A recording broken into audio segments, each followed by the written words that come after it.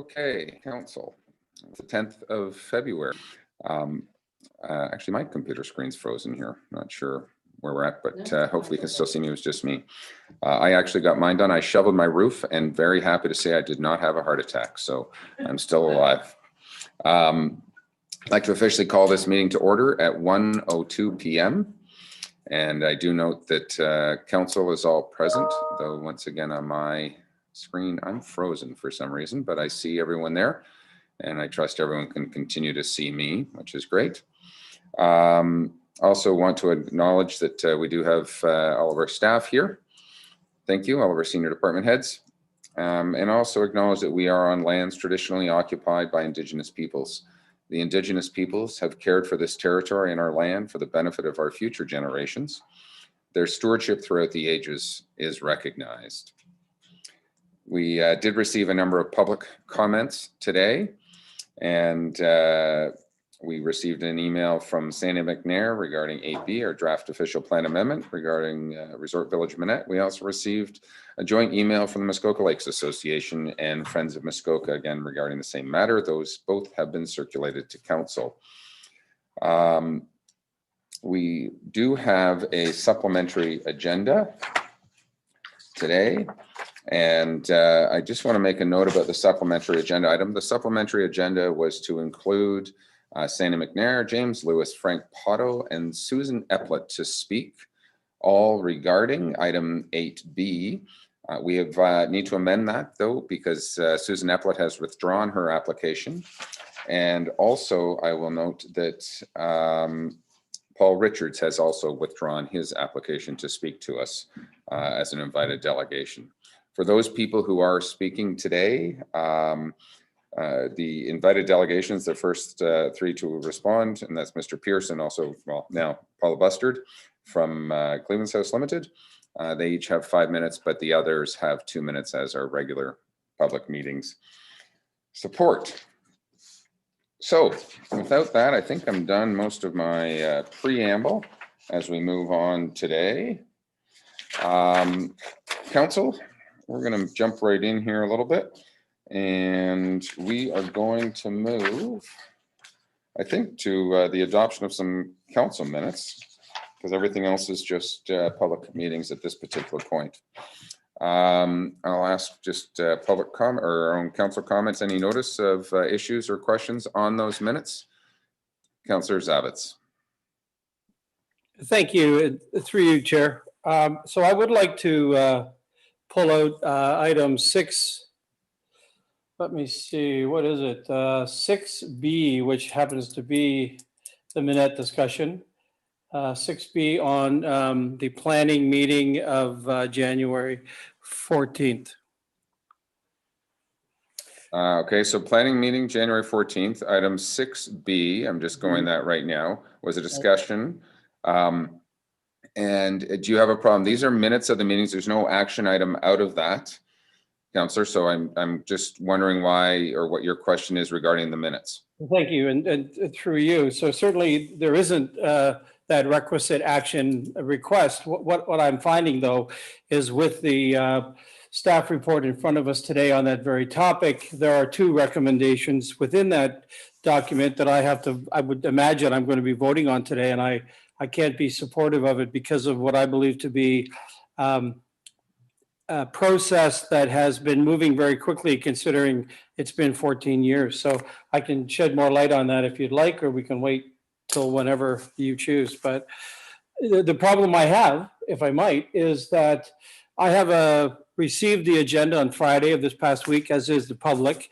And it's interestingly enough, the public, we're being asked to move this on to the public, to circulate it to the public, when in fact council has not had an opportunity in a fulsome manner to sit around closed session with legal advice and contemplate where this document is to now. I have not seen the word negotiate anywhere in any document I've ever seen. I see words like requested changes and other words like concern. I do see the words ad hoc, and ad hoc means a makeshift or improvised, put together on the fly for a narrow matter type definition. I don't see where we, the council of 10 have had the opportunity to discuss this pre-going to the public. I think it's already in the public domain thanks to Friday's agenda, but we have never had an opportunity to sit then and talk about it as a group. So I won't be supporting that action today. And I guess to your point, you know, the call to action last month was simply, as I read it, staff would report back directly to council in February with any changes. What I see is, if that isn't a negotiated document to date, I don't know what is. So you know, being my business background, that thing looks like it's pretty baked. And I think we're going to hear from the public today, which is weird again, because I think we're out of order. The process we're being asked to vote on today is to send it through to the public and other stakeholder comments and to hold public meetings. We haven't had a chance to view that as a council yet. That's my opinion. Thank you. Okay, Councillor, you started the comment that you wanted to pull item 6B from the minutes. And my question was, are there errors regarding those minutes or not? There's no action item. Are you suggesting that there was something wrong with the recording of minutes? We're at this point adopting the minutes of that meeting, of that planning meeting. We do have a separate agenda item to discuss this particular, but I'm not sure what you're really asking us to do, because the meeting minutes are that of the meeting. Right. Well, the minutes of the meeting reflect that staff would report back directly to council with any changes. Is that what today is? Is that what this report I see in front of me is? So again, let me back up. We're talking about right now adopting council and planning minutes from prior meetings. The statements that are contained with here is what we were asked staff to do. We can debate whether or not staff did that when we get to item 8B. Fine. At that particular point, but right now we are on the minutes and action items out of the prior meeting minutes. So do you have it? So if I might, Chair, my position would be that I don't believe the staff report coming back directly to council with any changes, which is today, has been done in a proper manner. So, you know, if that's a discussion for later, that's fine. So we can have that discussion later on. Thank you. Appreciate that. Anybody else have any comments or questions regarding the minutes as circulated in our agenda package? Okay, with that, I have a resolution moved by Councillor Bridgman, seconded by Councillor Edwards. Be it resolved that the Mayor and Council adopt and enact the following minutes and recommendations contained in the February 10th, 2021 consent agenda, and direct staff to proceed with all necessary administrative actions. Number 1, January 12th, 2021, special council minutes. January 13th, General Finance Committee minutes. January 13th, Council minutes. January 14th, Planning Committee minutes, and action items 1 to 4. January 15th, Special General Finance Committee minutes, and action item 2. February 2nd, Special General Finance Committee meeting minutes, and action item 4. Any comments on those? All those in favor? Madam Clerk, that's carried. Thank you. Okay, we're going to move along here. Next item, those. Maybe help me here. I've got a engineering public works regarding the bridge. Maybe jump to a staff report, I think. Oh, sorry. Thank you very much. We have received a number of items of correspondence listed below regarding the closing of the Ontario Fire College. We've also, the Township of Baldwin, regarding, they've commented on closing the Fire College as well. So those are for our information. Nothing to be done at this particular point. What we're going to start doing, by the way, Council, is as you see their correspondence received, you know how regularly we get a resolution from one council or resolution, and it goes on and on and on. We're going to start to group those, highlight them here in our council agenda. And then at times, if we need to move anything forward, we can pull them up. But as opposed to getting daily or weekly emails of 20 emails at a time, we're going to be containing them in one particular force and one agenda item here so that we can deal with them appropriately. So anybody else right now? We're going to move on to item 8A. And Director Becking, I see, is on the line. And this is really a district project. So maybe any high level, Ken, and then any questions from council. Mr. Becking. Thank you, Mr. Your Worship, the district proposes to rehabilitate the Bala Creek Bridge in the coming year. They have reached out to us to see if council has any preferences over the timing of the project.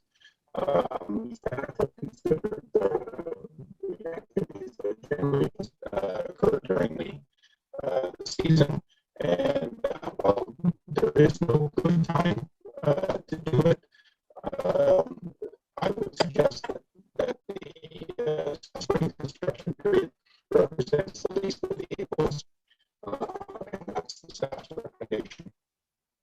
Can I just ask council, is everybody else having a hard time hearing Director Becking? Okay, so it's not just my computer here. Director, I'm not sure why you're broken the conversation, but bottom line is I think the district is trying to rehab the bridge. And let me just go to council and see whether we have any questions on that particular topic right now, or I do have a resolution. We can read it circulated in the agenda package.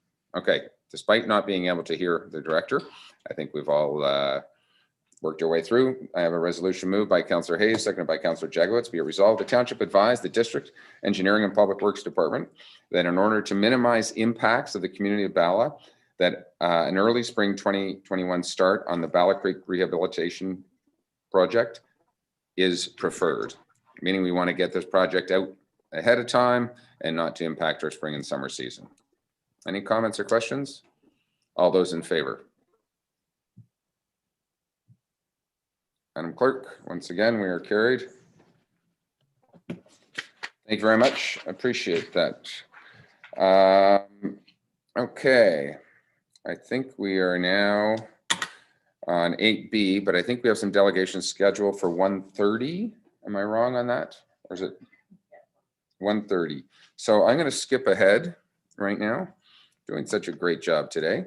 And let's go to item 8C, report from the clerk, declaration of surplus land.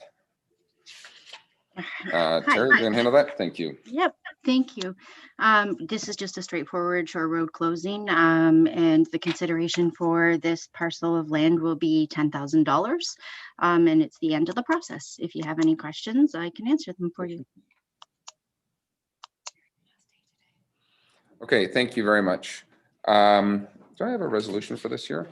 I do. You should, yes.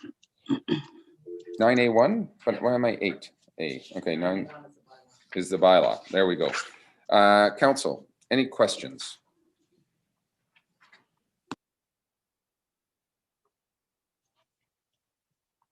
Okay, not seeing any. I have a resolution we're going to read, moved by Councillor Nishikawa, seconded by Councillor Roberts. Be it resolved that a portion of original shore road allowance on 3 Mile Lake lying in front of concession 7 lot 16 Watt, designated as part 2 on plan 35R 26270, Talman, roll 21698, be declared as surplus land, and that the clerk is hereby instructed to dispose of said property pursuant to section 8, 9, and 11 of the Municipal Act 2001, and further that bylaw 2021 10 to stop up, close, and convey that portion of original shore road allowance be read a first, second, and third time and finally passed. Any further comments? I'll call the question. All those in favor? Madam Clerk, are you satisfied? Okay, and Madam Clerk, if I may, that's our last shore road sort of clerk's department report today, or am I missing one? That's it. I would like to say for council, today will be Ms. Guthrie's last report for us. She's been with this township for 14 years and certainly moving on to better things in the education system. And we appreciate that. We didn't lose someone to another municipality, so that's a great thing.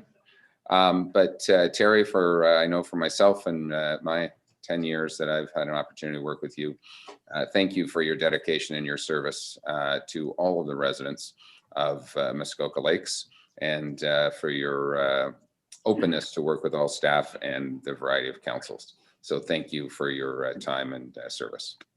Well, thank you very much. Okay, thank you. Councillor Bridgman, and then Councillor Edwards. Well, Mayor Harding, thank you. You took that right out of my mouth. I was going to thank Terry, so you did it already. Thank There you. we go. Alan, Councillor Edwards. Yes, actually, I'd like to congratulate Terry. She's done an excellent job over the last 14 years. And actually, I had my clapping hands up there, but anyway, good luck, Terry. All the best to you. Thank you very much. Thank you, everybody. I really appreciate it. Okay, thank you.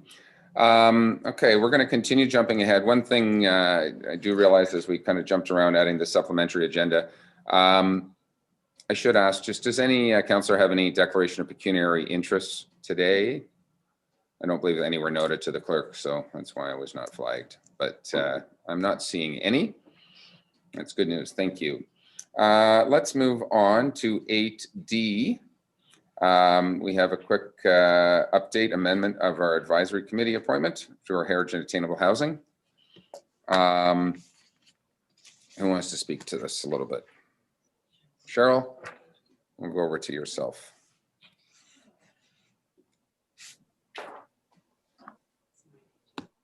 Good afternoon. Thank you, Mayor Harding. Through you, I have prepared this report. We received a resignation from the Heritage and Attainable Housing Committee. We advertised the opportunity to the Muskoka Lakes community. We have not had any applications to date. So we have restructured the committee so that their business can carry forward. The bylaw will be considered, and I believe everything is within the report. So happy to answer any questions. Thank you for that. Appreciate it. Council, any questions on the report? Okay, I think we're good. Moved by Councillor Roberts, seconded by, oh, sorry, Councillor Edwards. Yes, thank you, Mayor Harding. I see that you have me as vice chair. Actually, Councillor Jagovich was the vice chair. And if he'd like to continue on like that, I would step aside. Okay, thank you. Let me just explain. We've actually removed Councillor Jagowitz from the committee as well. Right. And so it just strictly to balance the number of councillors. I'll let you and Councillor Jagowitz at a future meeting kind of decide who would like to sit on the committee, but we are only going to have 2 councillors there right now. Unless Councillor Jagowitz you want to replace him, we could amend right now. I know that's probably short notice. We probably have to have 2/3 support, but unless Councillor Jagowitz you want to take over for Councillor Edwards. Frank, over to you. Yes, actually, Councillor Edwards, I actually volunteered to resign from the committee to make it an even number, and I'm very comfortable doing that. So I'd like you to carry on, sir. I say we vote. We'll leave this right now. Thank you. And we'll let Councillor Edwards and Jagowitz lobby. Councillor Hayes, you have a question? And if you guys can use your blue hands or yellow hands or gold hands, that always helps. Councillor Hayes. Okay, just a comment. With 7 people, it was a hard pull to do both the attainable housing and the heritage.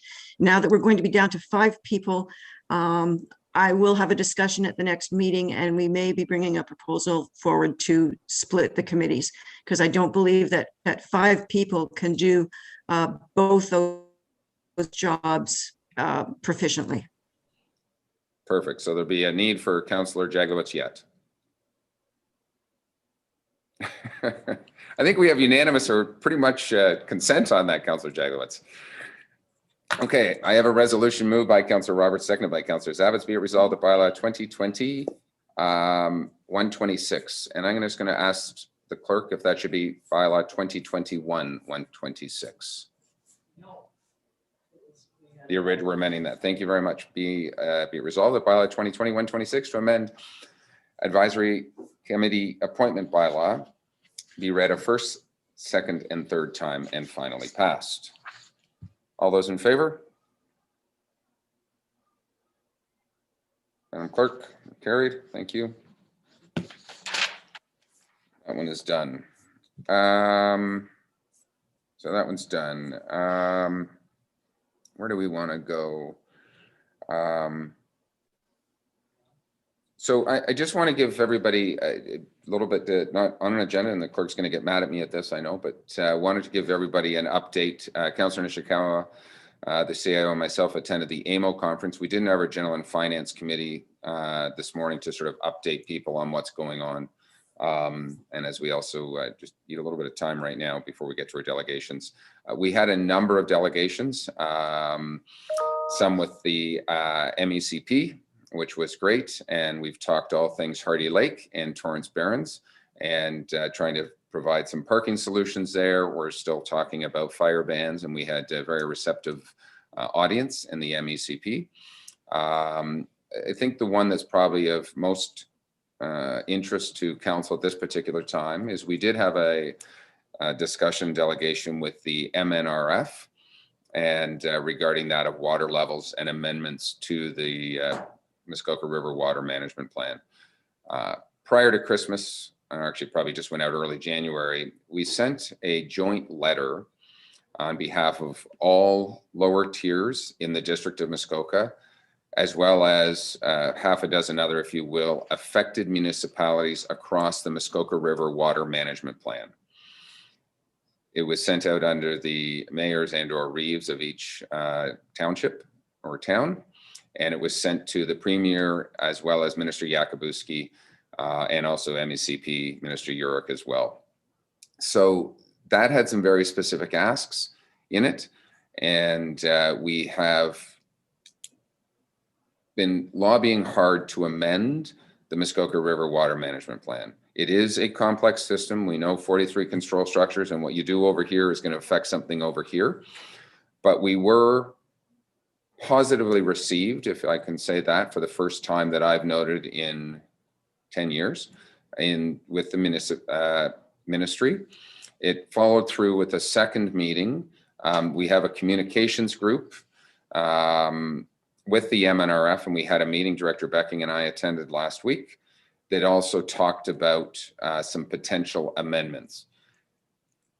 It's nice now that we are all singing from the same songbook, so to speak. And those others on the communications committee who spoke and were in attendance last week all realized that don't just tell us that we're going to flood, let's try and find some solutions.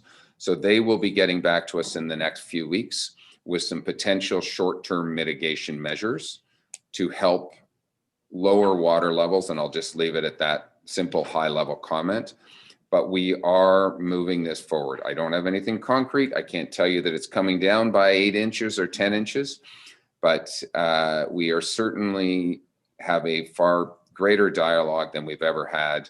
And I did get follow-up correspondence from Minister Yakubuski yesterday, I think it was, just thanking for the delegation and that he and the Premier would be responding back accordingly. So good conference. I do encourage those councillors who have not attended a Roma conference or an AMO conference to attend, even virtually, to listen and learn at what goes on across this province and how we interact with our ministers and ministries down at Queen's Park. So with that, I'll figure out where we're going to go. That's kind of a high level as to where we go. More information in the coming weeks. Again, it's an ongoing, it's a process that's going to move forward, but we are moving in the right direction, and that's all I can suggest. So thanks to Councillor Nishikawa as well for your help and support in the MECP request, and we should hear some more. Madam Clerk, do you have anything else I can? Okay, why don't we do that? Mr. Pink, you're being summoned. We're going to back up to 8B, and you could, I guess, introduce a report, which will be probably 4 or 5 minutes to get us to our 1:30 delegations, who I'm quite sure are already in the room. David, I will turn the floor over to you to give us a high level and maybe answer some of Councillor Zavitz's questions as to how we got here, where we got to, and where we're going, and maybe a little bit of process as well, that we're just trying to seek some public input versus council voting on something in particular. David? Thank you, Your Worship. Good afternoon, Council. I'll do my best to provide a concise background of the process that has occurred to date. I hope Council finds that helpful. The process started essentially in May of 2018, almost 3 years ago. Council passed an interim control bylaw in the resort village of Minett and directed staff to conduct a planning study in order to review the current official plan policies in effect. Council subsequently appointed a steering committee with a number of interested stakeholders and community representatives in order to study existing official plan policies and provide recommendations to council. They met for approximately 2 years and produced their findings, I believe it was in early 2020, last year, to council. Council, subsequent to receiving those recommendations, appointed a working group. That working group included the principal stakeholder owner of a number of lands in the community. And that working group did meet over a large portion of last year, 2020, and with a mandate to review those recommendations from the steering committee, as well as existing official plan policies, and produce a draft official plan amendment for council's consideration. That draft official plan amendment was presented to council last August, I believe, and in September of 2020, council did pass a resolution directing that draft official plan amendment be circulated for public comment and that a public meeting and open house be scheduled. That resolution was conditional on the District of Muskoka ratifying, essentially agreeing to doing the same, seeing as the district policies would need to be amended as the draft official plan amendment proposed private communal servicing in Minett. What subsequently happened, and staff reported on that late last year, the District of Muskoka was not able to support residential uses on private communal services. That's a longstanding district position due to liability reasons. And in January last month, council directed staff to essentially reconvene the working group and review those changes emanating from the district's position and propose changes to the draft official plan amendment. And in the interests of efficiency, report back directly to council in February. Staff's prepared a report outlining those changes that have been made to the draft official plan amendment that council did agree to circulate for public comment in September of last year. Attached to your agenda packages, both a clean version of a new official plan amendment as well as a red line version, so you can see those changes that were made since last September. And I would also note, lastly, that I did include an appendix which I hope assists council in understanding a little greater detail the planning process and where we currently sit. Before you is not a recommendation or a resolution to approve the official plan amendment before you or endorse it. It is simply to direct staff to circulate said official plan amendment for public comment and schedule a public meeting. So the appendix outlines that we're in the very onset of those stages. There will be further touch points in front of council. You will be able to receive public input. There most certainly will be changes to those drafts, to the draft based on that public input before council has to finally consider an official plan amendment for adoption and submission to the District of Muskoka for final approval. So hopefully that clarifies the process of how we got here and provides a bit of background on the draft official plan amendment.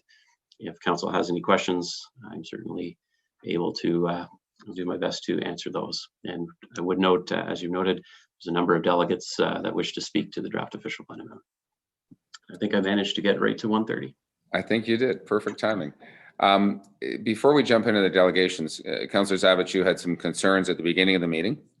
And I want to just circle back to see if Mr. Pink's comments as to how we've got here, that we had recommended circulation. Again, we're not approving anything today. We're trying to seek more public input. Not sure if that satisfies you or you still have concerns as to where we are. I'll go to Councillor Zabich. Well, thank you very much for that opportunity, Chair. I guess where I'm landing on this is certainly I understand where we are. There's no question about that. I've done all my reading. I've been engaged for many, many years on this topic. What concerns me here and now is that when we as council, if you will, bless this to be passed on to the public today, should that occur, then that in fact is me as one of 10 sanctioning this. It's in fact saying, you know, if I'm going to pass this through, it must have passed my scrutiny. It must have passed others so that the public can, because that's how the public views things. So my bigger concern is that we at council have not had an opportunity to sit down, even to where this thing is right now, look at it. Like, you know, we've spent 3 sessions, you know, talking about condominium agreements with lawyers. This one is just going to get right by us, right out to the public. Yes, it's going to come back. And it's been 14 years. All I'm saying is that it seems to me we should have a special council meeting as to where we are right now, what the status of this, you know, this, you're not going to say it's a negotiation, to where this is today, and let council look at it. We haven't done that yet, it's as far as I'm concerned. So if I send this out to the public, it's saying I'm okay with it, and I'm not. So thank you for that opportunity. Thank you. I'm going to go to Mr. Pink briefly because you did, Councillor Zavitz, equate this to the same as a condo use agreement, which we are signing with a condominium or a stakeholder. We're not agreeing to this at any particular point, but I think, Mr. Pink, maybe you can sort of highlight the differences to where we were with the condo use agreement this fall and where this is right now and what council is technically approving or not approving along the way. Thank you, Your Worship. You know, I think all I can say is if council wishes to have a special meeting or wishes more time to review the draft official plan amendment, that's certainly your prerogative, and staff will take that direction. I would just note that I think there's some perception that this is being rushed. We've been at this for approximately 3 years, as I've noted. Council has appointed a steering committee to study the issue. They did appoint a working group and then essentially reconvened that working group as an ad hoc committee in order to extensively study the issue.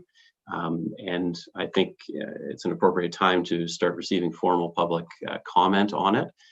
But if council needs more time to review that draft official plan amendment before it's circulated, that's certainly your prerogative. We would, lastly, I would note that, again, we've been studying the issue for 3 years. There was a great sense of urgency given the interim control bylaw and its expiry last summer, and there was a desire and move to move this as efficiently as possible through the process. So I just would note that council likely should be cognizant of that. Now the interim control bylaw has expired, but this is still, this isn't a proponent-driven official plan amendment. This is a municipally initiated official plan amendment. And council was very desirous over the last 3 years to move this along as expeditiously as possible. And hence why staff was directed, I believe, in January to bring the draft official plan amendment directly to council in the interest of time. But again, if council wishes more time to review it, that's certainly your prerogative, and staff will convene a special meeting. Okay, thank you for that. I'll go to Councillor Kelly. Thank you, and through you, and I'm happy to stand down until after the delegations if that's the preferred route. I have some similar feelings, sort of nuanced feelings to those expressed by Councillor Zavitz, and a couple of other thoughts. Some of them make reference to the material that was distributed by the delegates, so it may be, in fairness, a better opportunity to let them speak, and then I can talk after. Okay, thank you. And I went to Councillor Zavitz just to see if we were to have answered the questions. And again, I think Director Pink alluded to the fact that, you know, very much this is a different process than that of our condo use agreement, where we are in an agreement and council is binding at this particular point going forward. What I've heard from Director Pink right now is we're just trying to seek additional public input so that we have all the facts versus just our own. But thank you, David, and council. At this particular point, I'm going to turn the meeting over to our invited delegations. The first of which I have is Mr. Pearce. And Ken, over to you. We will welcome you into the meeting, and we have 5 minutes to delegate. Over to you, Ken. Welcome. Yes, I've just been let into the meeting. Can you hear me okay and see me? Okay. Thank you, Mayor. Dear Mayor and Councillors, Ken Pearce, Director and Secretary, Friends of Muskoka. You've hopefully by now seen the joint letter from the MLA and the Friends. There's a chart in there that indicates that the current draft of the OPA has moved away from the recommendations of the Minett Joint Policy Review Steering Committee, in particularly in the areas of density, residential uses on the waterfront, building heights and docking, to name just a few. We will have a number of comments and questions on the draft, which we will be providing you as we move forward. I think what we would like to do is to provide you and Mr. Pink, Council and Mr. Pink, with a red line of our comments. There will be a number of them. As I say, it departs from the old Minett official plan in a number of respects, deletions, but also changes, including the insertion of a lot of non-mandatory language. As an example of that, use of the word encourage as opposed to require. I think there's also some historical issues.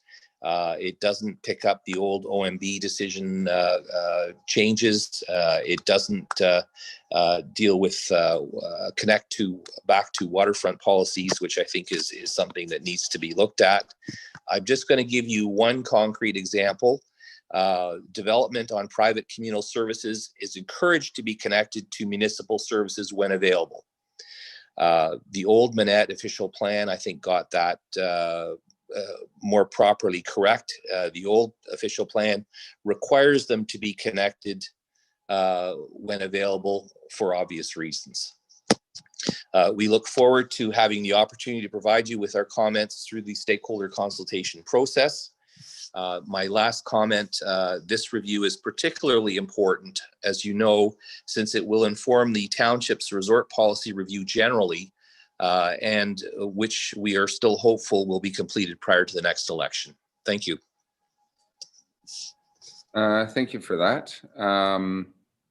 Council, I'm not sure if we want to sort of receive comments right now and then maybe have the delegates come back if there is a specific question, but I think probably a good process is there's a number to sort of just listen to their concepts unless there's a pressing issue that somebody wants to answer. So, okay, Ken, thank you. We'll put you back in the waiting room right now and ask you to kind of hang in there if there is a question for you. And also, if you have any written comments, Mr. Pearce, we'd appreciate if you could send them to the clerk, as well as to all those standing or sitting in the waiting room to speak with us. Our next invited delegation is that of Paula Bustard, representing Cleveland's House. Paula, we'll let you into the meeting right now so you can speak with us. I'm wondering whether you want an opportunity as the one individual representing as such the developer at this time to maybe give some high-level comments now, and then if you want to circle back, I'd be happy to have you come back into the meeting afterwards, or do you want to wait to the conclusion of comments? I'll be at your request a little bit, but certainly entitled to 5 minutes now, and then if you want to circle back afterwards, you're welcome to. Over to you. We just need you to unmute. Sorry, was that to me, Mr. Mayor? Yes, it was. Just whether sorry, I was going from my one computer to this room and I missed No your transition. I apologize. If you want to speak now, you're again welcome to, but I'm also happy to have you come back after we listen to the other people as well. I'm happy to speak now, but whatever your preference is. Okay, go ahead. Over to you. Mr. Mayor, members of council, thank you very much. My name is Paula Bustard and I'm representing Cleveland's House and the overall property ownership that Mitchell Goldar has, including the Rock and Cleveland's House and other vacant lands in the area. As I've presented to you many times over the last couple of years, and I think as I've advised, the acquisition of this property was obviously motivated by a wish to control development and to obviously make sure that this land was developed appropriately. So that was the intention. And I think from the get-go and from day one, we've been very, very open to working with all stakeholders, including obviously the township, the district, Friends of Muskoka, the steering committee, and the broader community. With that being said, it's always been important that we find a balanced approach here. I think it's important to acknowledge that this is an OP level discussion and there is not substantive technical studies that have been done to support a lot of prescriptive metrics in in the policy language. So we've taken the approach of obviously trying to reduce the densities, put more controls, put a lot more controls on the property than existed when we purchased it, but still leaving some flexibility and obviously allowing for the implementing zoning to be done based on technical studies and a thorough review of development plans. And I think that is an important distinction. I know in previous discussions, Mr. Pearce has made deputations to you that we bought the property during interim control bylaw, so that means we have no as of right permissions. You know, I respectfully really disagree with that premise. We bought the property with as of right permissions of almost 4,000 units. And from the get-go, we've been very, very open to reducing them substantially. And I think what's before you today is almost a 50% reduction in units. In addition to that, there are a lot more controls. GFA caps on different sections of the property, unit equivalencies, which would reduce the amount of units if the units are built at a larger size, as well as a whole litany of policies, including design and development standards that did not exist. There's also residential restrictions that didn't exist when we bought the property. We are supportive of all of this. That doesn't say that we don't have some remaining concerns with the draft that's before you today. We think that there's still some overly prescriptive language as it pertains to setbacks, phasing, stuff that we really believe needs to be determined through the zoning process when we have the development plan before you and obviously before staff. Also, the last draft that's been put before you has brought a new concept, which is resort-related residential units. I understand where staff and the external consulting team is coming from. It was an attempt to obviously differentiate the residential on the waterfront from residential off the waterfront. I think it's overly convoluted and I think it'll be very hard to implement. I think the whole definition equates the residential to relating in some ambiguous way to the resort. How does that actually get implemented? How does that get tested? And we've raised that. All of that being said, I think we feel really good that this is moving in the right direction. We want to continue to work with all stakeholders. We want to participate in the process and we want to find common ground. And most importantly, we want to do right by everyone and build out this property in an exceptional way that we can all be proud of. So we have no issues with this moving forward to the broader public for comment. We obviously do have some remaining issues and we too will be providing very detailed responses. But I do want to thank everyone from the steering committee, the working group, yourselves, staff, consultants, and the broader community. And although we may disagree on some items here, I think where we've come in the last couple of years is a huge accomplishment. And we really want to work with everyone to see this through. So thank you for your time and I'm happy to answer any questions. Thank you very much. Councillor Jagowitz has a question. Thank you, Mr. Chair. Actually, I'd start with you. Is this the time? I have some detailed questions about the plan that I'd like to ask Ms. Bustard. Is this the time? Or are we going I think right now, if they're specific, I mean, remember, this is our staff who have put together and our consultant this official plan amendment. So we'd probably direct those more to staff, I think, first of all. It was the working group that got us that way. So I think hold your ideas for a specific second. Let's have the people comment and then we're going to circle back in and ask some questions if we need someone to answer them. But I'll direct those first to staff, and if David feels that you know, Paula or whomever needs to answer those specifically, we'll do that at that point. Mr. Chair, supplementary to you, I have some questions of staff, but I also have some of the developer's representative, and I would like to be able to answer those. You just tell me when the appropriate Absolutely. time. If you have a question of the representative, absolutely. At this time, it's appropriate. Thank you. Great. Thank you. Ms. Bustard, thank you very much for coming today, and I share your concern about resort-related residential unit definition. And I just wanted to get your thoughts on it, because it would appear that in this document, residential units are around the back of the property and resort-related residential units are kind of at the front of the property. Do you consider a resort-related residential unit to be a commercial unit or a residential unit? So I will not, Councillor Jagowitz, I will not obviously speak for staff. This is a relatively new concept that got added in one of the last drafts that we've seen over the last couple of weeks. Previously, up to this point, the discussions that have been had through the working group for the last year was what is the appropriate amount of residential in the waterfront zone? And we had been discussing and debating what that ratio is. And, at one point on the table, it was 50-50, and it's been 20-80 and 70-30. It's gone obviously back and forth in the broader discussion and negotiation. I believe staff's intent, but again, I don't want to speak for Mr. Pink, is to differentiate residential on the waterfront versus somewhere else on the property. So this would be a more homogeneous residential. However, it has some sort of functional ties to the resort. So it would not be a commercial unit. My concern is there's a lot of ambiguity there. Certainly as landowner here, we are trying to preserve the right to do some standalone residential on the waterfront. And so that ratio, whether it be 70-30 or something else, we're trying to preserve that one portion of it is pure residential, that's not commercial. So my concern is that this resort residential, which would be residential, not commercial, would still have some functional ties to the resort that I think would be very difficult to implement. So I don't know if I've confused you more, but that's my understanding of the situation. No, that was the clarification I was looking for. You view that designation as meaning a residential unit, right? Yes, I do, but I feel like it crosses a little bit, tying it into the resort commercial, which could be troublesome. Yeah. And then the second part, which is on the same topic, then that creates three classes of units: commercial, residential, related, residential. And do you see those as fixed so that when this build out goes forward, you designate that building or those units are one or the other? Or do you see them as is kind of implemented in Deerhurst, where it's kind of the usage floats and it's a floating designation? How do you view that? That's what I'm interested in your perspective on that.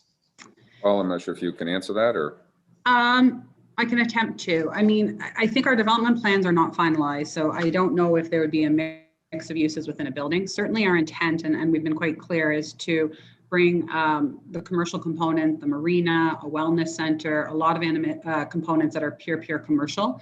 We obviously wanted to protect the right to do some residential in an appropriate ratio in an appropriate way. Whether those were intermixed in one building should be determined. And then obviously you are right, there's another hierarchy that there's resort, I'm not going to actually use that language, commercial residential that really is within a rental pool and adheres within the policy of this OPA to being available for rent 26 weeks a year, not being 4-week restrictions within the summer months.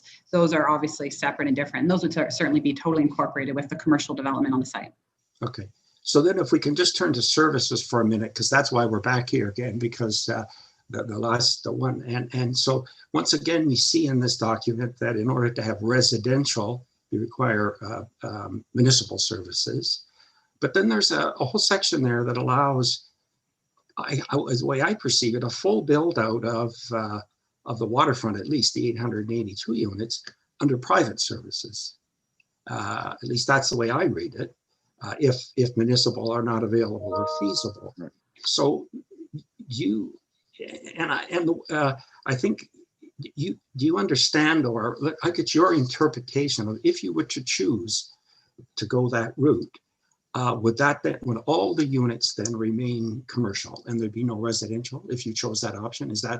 Am I reading that correctly? I may let Director Pink answer that question, because I know it was Director Pink and our consultant that put in there the flexibility and his interpretation of that. David? Well, then I'm under a misunderstanding. I thought this was a document that was worked out by the working group, which included the developer and other people. Am I wrong? So this was just a staff? If I may, staff have been the driving force behind this document. We had our official plan amendment recommendation back in September that we contemplated circulation, but staff are the drivers of this document. There's been input, obviously, from the developer, input from the working group. And that's why, again, we're trying to also find input from the public at this point to see what this means or this doesn't mean and where this may go forward.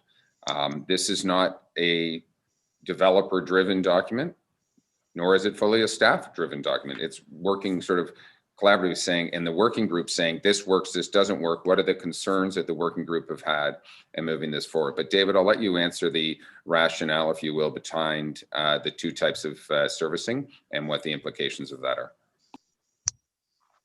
Thank you, Your Worship.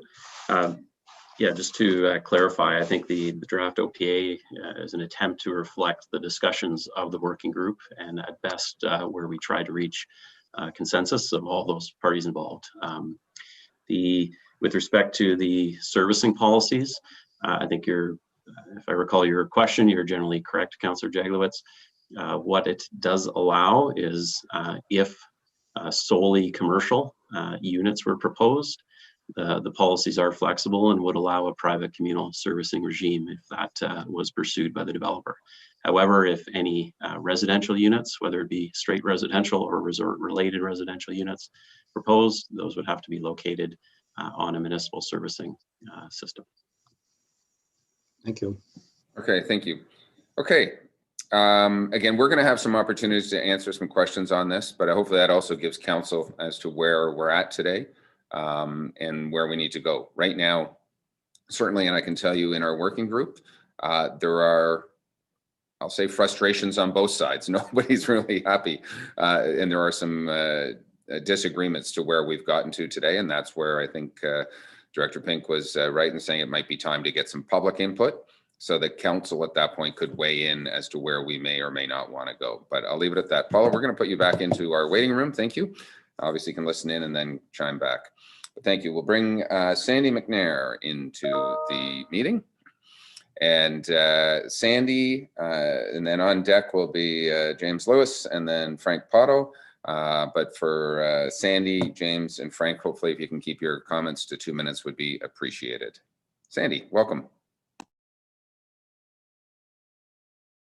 We'll just let the audio connect. Still looks like it's connecting. And then the floor will be yours.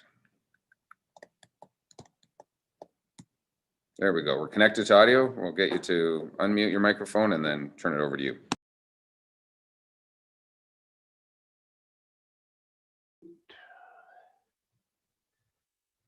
Can you hear me? There we go. We can hear you. Maybe just get you to speak up a little bit louder. It sometimes the headsets seem to be muffled a little bit, but so we can all hear you loudly. Thank you, Mayor Harding and members of council. Can you hear me now? Yes, okay. My name is Sandy McNair. My winter home is 353 here Ontario Street, Collingwood, L9Y2M5. As a member of the Minett Steering Committee for 22 months, I feel compelled to speak with you today. In your package and hopefully on your screens, you will see a chart that I wish to speak to. Columns 1 through 5 look at the various versions of the official plan amendments for Minett. I invite you to focus on column 3 and column 5. The rows provide a summary of selected attributes. You will quickly notice the recurring gap between column 3, which sets out the recommendations of the steering committee, and column 5, which sets out the revised policies in the draft OPA before you today. As a member of the Minett Steering Committee, I can personally attest to the rigor with which we deliberated and researched each of our recommendations over the 22 months. The steering committee members represented all stakeholders, including residents such as myself, lake associations, builders, and resort owners, with our final recommendations reached by consensus. Specifically, please look at row 6, the percentage of residential homes allowed on the waterfront. The steering committee recommended 0%, and the revised draft OPA states 30%. In row 8, servicing, the steering committee, informed by the waterfront economy study conclusion that there is no case for a resort village in Minett or another resort village anywhere in Muskoka, recommends private communal servicing. The revised draft OPA recommends municipal servicing. In row 9, maximum height, the steering committee supported TML's current height limit of 45 feet. Surprisingly, the revised draft OPA permits mid-rise buildings with heights of 4 to 11 stories. Lastly, I draw your attention to row 11, staff housing, where the steering committee recommended staff housing be mandatory and on-site. The revised draft OPA has no staff housing requirements. It merely states that efforts will be made to supply staff accommodation. The Bala Bay Inn LPAT hearing clearly showed us the importance of having official plan policies that require on-site staff housing. Thank you for the opportunity to bring these gaps as examples to your attention, and bye for now. Thank you for that and appreciate it. And also I do appreciate the chart from MLA and Friends provided to council. Anyone have any specific questions of Mr. McNair right now? We'll circle back. Okay, thank you. And we'll put you back in the waiting room. And James Lewis, you are on deck, or you're on at the plate, not on deck. Frank Potto is on deck, so to speak. There we go. And there we go, moving into the camera. There we go. It looks like you're still connecting to your audio. And hopefully we'll be able to hear you momentarily. There we go. Audio's connected. You're just on mute, I think, Jim. And we'll put you back in the waiting room. And James Lewis. Thank you. On deck. Or actually, you're on at the plate, not on deck. Jim, I'm going to ask, hopefully, I think you've got another computer on or listening through the webcast. Hopefully you can turn the webcast off so that you can hear us accurately at this time, and then we'll be able to listen first. Multitude and a nation that was united in shared values. Not going to let me do that, so I'm just going to bury it under the cushion so it won't be interfering. That works too. Okay. I was advised that Paul Richards wasn't going to be able to speak and had hoped that I might be able to steal his 5 minutes because I have some comments that, as I read them, will take close to that long. I guess you can cut me off if I go too long. Hopefully, Jim, you can stay closer to the 2 minutes. I'm not going to cut you right off at 2, but hopefully we don't get to the 5. So over to you. All right. Well, I just want to thank you for the opportunity of addressing this group again on the proposed transformation of Minett. Ian Newell and I were the 2 representatives from the Minett Joint Policy Steering Committee that were involved with the working group. And that steering committee was created by the district and the township because they recognized the old growth policy for Minett was ill-conceived. Despite the time and effort put in by the members of the steering committee to develop a comprehensive plan for Minett, what we now have before us falls short of what we could and should do. In the working group, neither Ian nor I thought we had the right to change the recommendations that were set forth by the steering committee's report. We participated in the discussions of the working group and tried to resist in many areas where the developer wished to push that group. In the end, there were some concessions made by the developer, but the draft plan that has been presented to you started from a significantly compromised position from that of the steering committee. And despite those concessions, it cannot be said to reflect a consensus on these issues. What is before you reflects only the extent to which the developer would concede.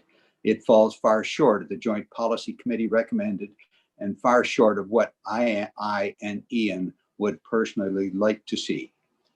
The Joint Policy Committee recommendation clearly stated resort commercial accommodation units may not be used as a residence, neither primary nor seasonal. Residential use was confined to properties zoned residential.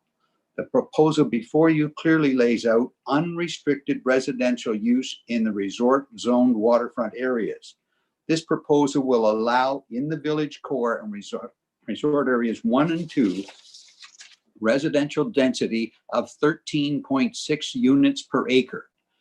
This is greater than the density of either Legacy or the Marriott. And on top of that residential density, they will add the commercial component and the amenities of the resort. Density to that extent was not a consensus decision. The development claims an entitlement to 216 docking spots. These docks are not there at the present time, and yet the area of Wallace Bay frequently exceeds safe boating guidelines. The addition of these new docks and potentially more will only increase the boating dangers of that bay. The number was claimed as of right by the developer based upon the ill-conceived earlier council resolution. Docking to the extent claimed was not a consensus decision. The steering committee recommended that any residential development be carried out on land zoned residential and serviced by private septic systems. The steering committee position meant the entire commercial component of the development of Minett could be accommodated on a privately owned and operated water and sanitary system. Only the developer's insistence on mixing private residential with the commercial component on the land zone resort is what drove the need for a municipally owned and operated sewage system. The proposal before you allows for both a municipally owned and operated system and a privately operated system. I urge you to impose stricter oversight on any privately owned and operated system than what is called for in this draft plan. It fails to require reporting to municipal authorities who can or could require steps be taken when needed to prevent situations such as we experienced last year. Finally, I point out that the steering committee report laid out specific steps that ought to be taken to preserve the natural environment and the waterfront setting of this resort development. These recommendations have been largely moderated with language that effectively changes a "you shall" requirement to a "you should consider" requirement. We all learned, especially the district in this township, that the language used in the official plan is vitally important, and perhaps more important is what is left out. We learned that from legacy LPAT hearing. Let's take that lesson and require in this plan clear and precise language, whether it be for permissions or for limitations. And thank you for your time. According to my calculation, I think we did that in 4 minutes. Great job, Jim. Thank you. Appreciate it. Anybody have any specific questions right now of Mr. Lewis? Thank you, and I do appreciate your background and where you as chair of the steering committee, and where you and Ian contributed to the working group concept. No question, there are some departures from the steering committee's recommendations, and obviously council needs to weigh in on that and understand where we need to be. Councillor Jaglowitz, you have a question?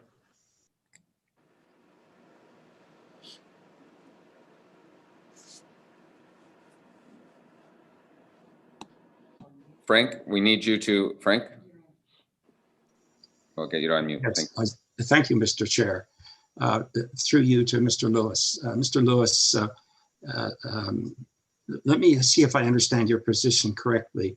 You spent a couple of years with the steering committee and came forward with recommendations to us. And if I understand what you're telling us now is that the OPA in front of us, it does not really reflect that work. It reflects in part that work, but it does not follow the guiding principle of your report. Would that be a fair assumption, or would you like to elaborate? Jim? I think that the wording of the draft that is in front of you now does not impose the restrictions to the extent that the steering committee had recommended. There were both restrictions relevant to protecting the environment and the natural setting, as well as construction and mandating levels such as Sandy pointed out, height restrictions and setback requirements, whereas the language currently used does not put those into stricture, but leaves them very wide open and much less restrictive than what the committee would recommend. Thank you. Okay, thank you. Anybody else? Okay, Jim, thank you very much for your comments. Appreciate it.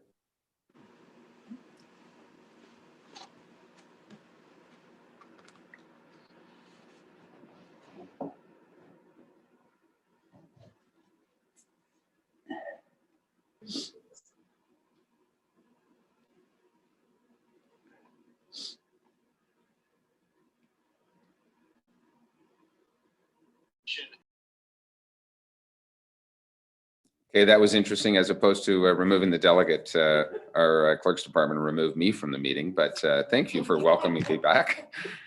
I'm not looking at anybody who's smiling and laughing and thankful that I was removed from this meeting. Anyway, Mr. Potto, we are going to welcome you to the meeting at this particular point. Fresh off your Oscar award from last week. Frank, thankfully you're in your house or apartment and you're not driving your vehicle. But you are on mute, Frank, so we need you to hit that little red microphone. How's that? Can you hear me? Great. I can't see the screen while I'm talking, but so I can't really see if you guys can hear me. Phil, you can hear me okay? Yeah, good. Thanks. Thanks for letting me delegate.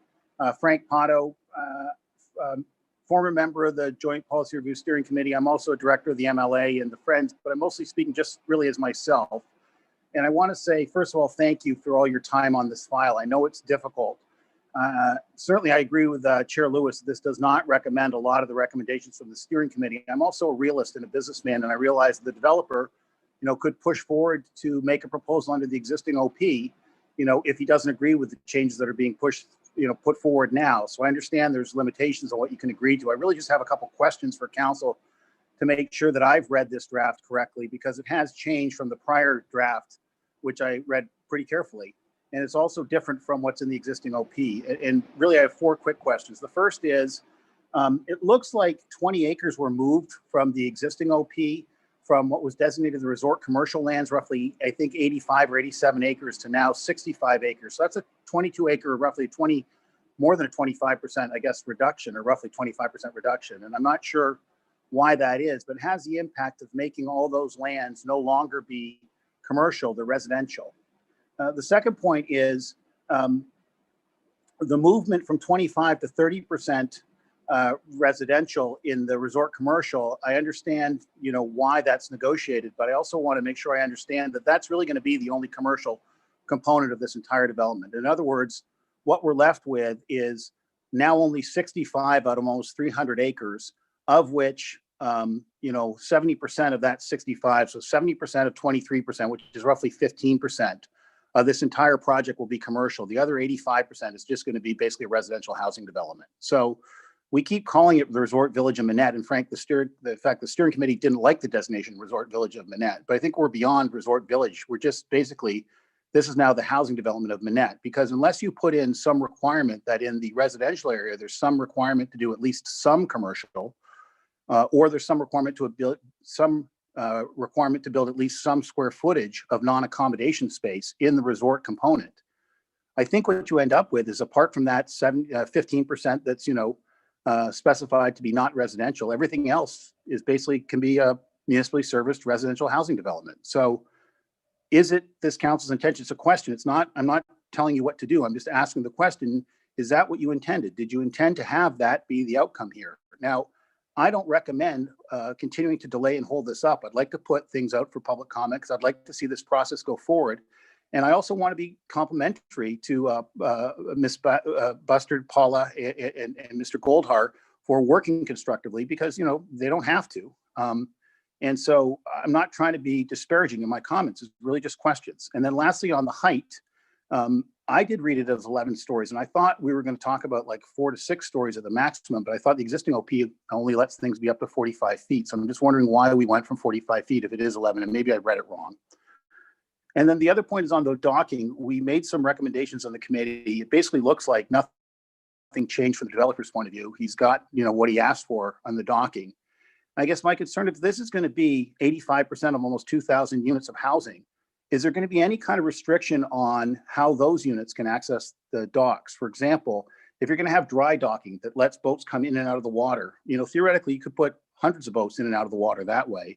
And maybe there should be something, and I don't suggest that you try to solve this problem now before putting the document out for comment, but while it's out for comment, maybe you can come up with some sort of reasonable restriction, and hopefully the developer would agree to this, because he's made a commitment telling us that those units won't be accessing the docks, and there certainly won't be a lot of usage on the docks. And so what about something where you would limit on some reasonable basis based on a boat count of how many boats are already in that constricted bay already, at what rate you'd be putting boats into the water? You can take them out, okay, but if you're going to put them into the water, maybe you put in, 1 an hour if it's too constricted, or, more than that when it's less constricted, that sort of thing, to reduce the boat traffic. And so I'm not here to tell you what you must do. I'm not here to criticize anybody. I applaud the effort to keep this process moving forward. But I just want to make sure I've asked those questions, because frankly, it wasn't clear to me as I read the drafts if that was the intention. And with that, I'd say thank you very much for letting me talk. And I don't have any written comments. I just giving you my thoughts real time as I reacted to what I saw. Thank you.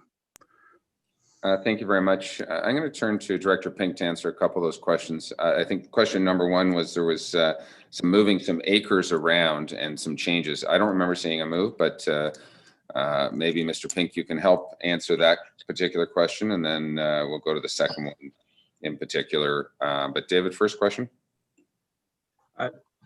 Thank you, Your Worship. I guess I had the similar misunderstanding as you did. I'm not sure where the 28 acres is being moved, or if you, Mr. Ponto, could clarify a particular policy set. I can take a closer look at that. But I don't recall this draft, moving. Basically, the schedules never changed. So I don't believe additional lands were moved to residential use, unless you're referring to the 25 to 30%. Frank? Sorry, through you, Mr. Chair, to the Director Pink. I'm not suggesting that it was moved in this last iteration. What I'm suggesting is, and maybe I've understood it wrong, but I thought the existing OP, the one that was done 12 years ago, the resort commercial designation covered roughly, I thought, 85 acres. And I think now what's resort commercial is covering roughly 65 acres. That's what I'm referring to. And I may be wrong in that. And so if I am, I apologize, withdraw the question. It's not a critique. Okay, understand that. Sorry, and just to be clear, I was tying it to the other observations, Phil. Sorry, I was tying it to the other observation then, unless I misunderstood the way it's read. And I don't think this is necessarily a change from the existing OP. There is no requirement to have any resort or commercial component in any of the residential area. In other words, the residential can be 100% residential. There's no minimum or any kind of resort requirement, correct? So I think you've actually flagged something that I actually think might be a benefit. If 85 of the acres were originally in a resort commercial zone and that's moved to 65 acres or whatever that number is, what is the backlands currently zoned? And do we want to see more commercial development on the backlands? I think that's really to what you're getting to, Mr. Potto, and David, maybe you can help us answer that.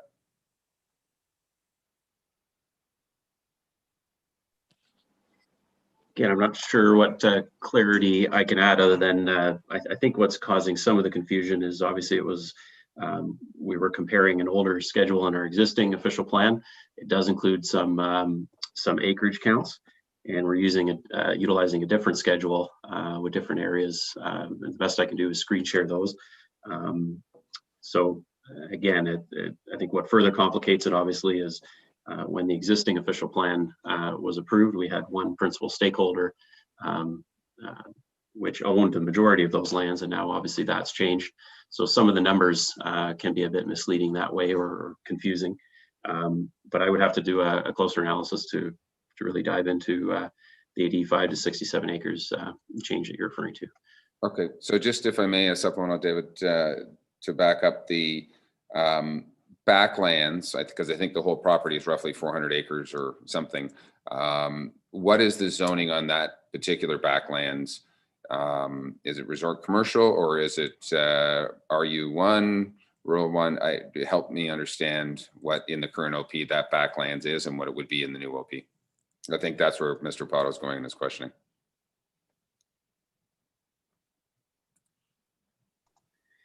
The backlands of the current OP, the majority are designated residential. And again, the current draft before you also R1 and R2, so what we call straight residential. Okay, so if I can summarize just for Councillor to understand, and if Mr. Potto is correct, and let's say it was 85% of the lands or 85 acres of the land was commercial, we're reducing the commercial component of this to the 67, but leaving the residential on the back portion, which always was and always has been. Is that fair comment? I think we need to do the math on that. How about that? Okay, we'll get back onto some math on that. But thank you for raising those questions. The other question I think that Mr. Potto asked was that of a mid-rise building. And I know I've heard this as well. People are considering that to be 11 stories. My understanding through a working group that the mid-rise definition was 4 to 5 stories. And maybe you can help understand or provide clarity to that, Mr. Pink. Thank you, Worship. Yes, just to clarify some items in the chart that was submitted and screen shared for Council. I would just like to point out that I think it's somewhat misleading that the current official plan limits height to 45 feet or or to a certain number of stories. The current policies do not. If anything, they actually state more generalities that height of buildings shall not exceed extreme topographic features in the community or the mature tree line, and that's a general requirement. It does, in the residential designation, allow low profile apartments. In the zoning bylaw, which currently has a hold on the majority of Minett, our standard height limit is 45 feet. So I believe that's where it's coming from. But again, the zoning bylaw was never updated after this official plan amendment was approved, and it limits height to generally the mature tree line. What is coming that you see later in the following rows or columns, the current draft does allow mid-rise apartment buildings. Now, I think that's somewhat subjective, and there's probably likely a debate as to what exactly how many stories are mid-rise. I think the generally accepted is about 4 to 11 stories. So I think that's where the 11 stories is coming from. I would look to Ms. Bustard if she could provide some more detail, if her plans have progressed to that stage, or she could provide more details of what they envisioned. But if council wishes, we can certainly put a more prescriptive limit either on the number of stories and height into the official plan document if there's a concern about going to 11 stories. Okay, thank you for that. I see we've brought Paula back into the meeting, and I think Councillor Bridgman and Councillor Edwards would concur. I think we talked about a 4 to 5 story building as sort of the mid-rise. I do not ever remember hearing 11 story, but Paula, maybe you can answer. Yeah, no, I would concur with that. I mean, I think we've said in our last discussions that we wanted to leave the exact meter height and maybe height to the zoning implementation, but I don't think we were ever debating or discussing something as high as 11 stories. Okay, so hopefully that answers that question. Thank you. And Mr. Prado, we will also get back to you on some of the other changes and things that you have flagged and questioned. So appreciate that. I see Councillor Nishikawa has her hand up. Thank you. I guess my concern was that when the Marriott was built, we had to give exemptions because they went to 70 feet. And I would rather have a number, a prescribed number. So for instance, we know in residential housing, we're talking about 35 feet of height in the average building. So we're always used to hearing those numbers. I'm very uncomfortable just having a wide range of up to 11 stories, for instance. I hope that we could get down to the actual height management, and you know, the 45 feet made sense to me being in a commercial zone, and that's, but I'm not sure how this, how staff is going to show what those height numbers would be.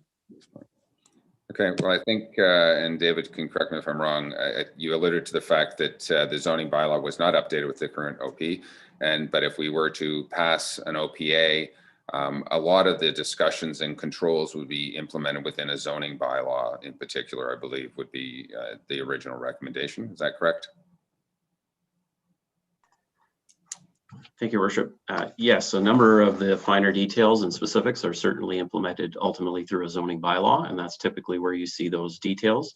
There's sometimes concerns with putting too much detail and specific numbers into an official plan document. It can largely tie hands that you may not wish to be tied later down the road. With that said, you know, certainly these are the types of comments that I suspect we would be gaining through a public consultation process. And certainly, as you can see on the appendix that I've attached to the report that outlines the process, after receiving that public comment and council debate and discussion, we will make revisions to the draft document to address the concerns raised as per council's direction. So this is a perfect example of what could arise, and staff can work on the draft to either put a more reasonable story limitation or height guidance policies in the draft official plan. Okay. Thank you for that. Councillor Hayes, you have a question? I do. Through you, could I ask the fire chief what height can his fire department comfortably respond to, whether it's 3 stories, 4 stories, 5 stories? Thank you. Chief Morrell, over to you. The question is actually a good one. Currently today, our three fly ladders are set for 35 feet. Typically what I believe has been happening in the township is that when a development comes before town council, there is usually some input that we provide. And at that time, we recommend that sprinklers be installed in the building. If sprinklers are installed in the building, it severely reduces the risk of fire. However, it doesn't negate the problem of rescue. And that is typically where we would have our three fly ladders apply. So to answer the counselor's question, I would have to do some more research specifically because some of the properties have drop-offs in the rear and it becomes challenging to actually accept to get into the building. We would have to look at each specific case individually, but typically today 35 feet to a windowsill is what we ask for. Okay, thank you. Okay, Mr. Potto, thank you, and also Paula as well. Council, I'm not seeing anything right now. What I'm going to suggest is that we take about a 10-minute break, and then we can come back and have our own internal discussion with the public watching, obviously, but on where we're at and where we want to go from here. Okay, so let's, why don't we reconvene at 2:35? Okay, thank you.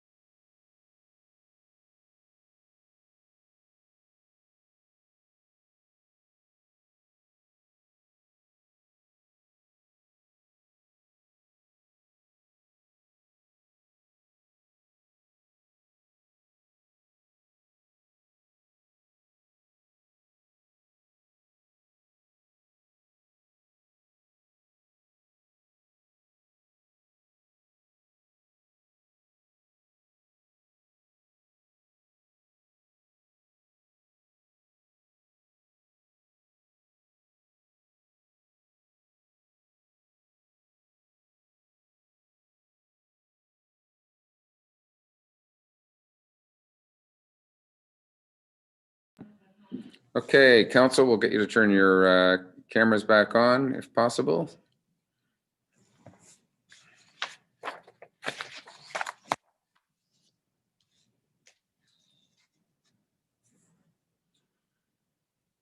We have 1, 2, 3, 4, 5, 6, 7, 8, 9. Who am I missing? Councilor Mazan. Once again, she's back up on Huckleberry.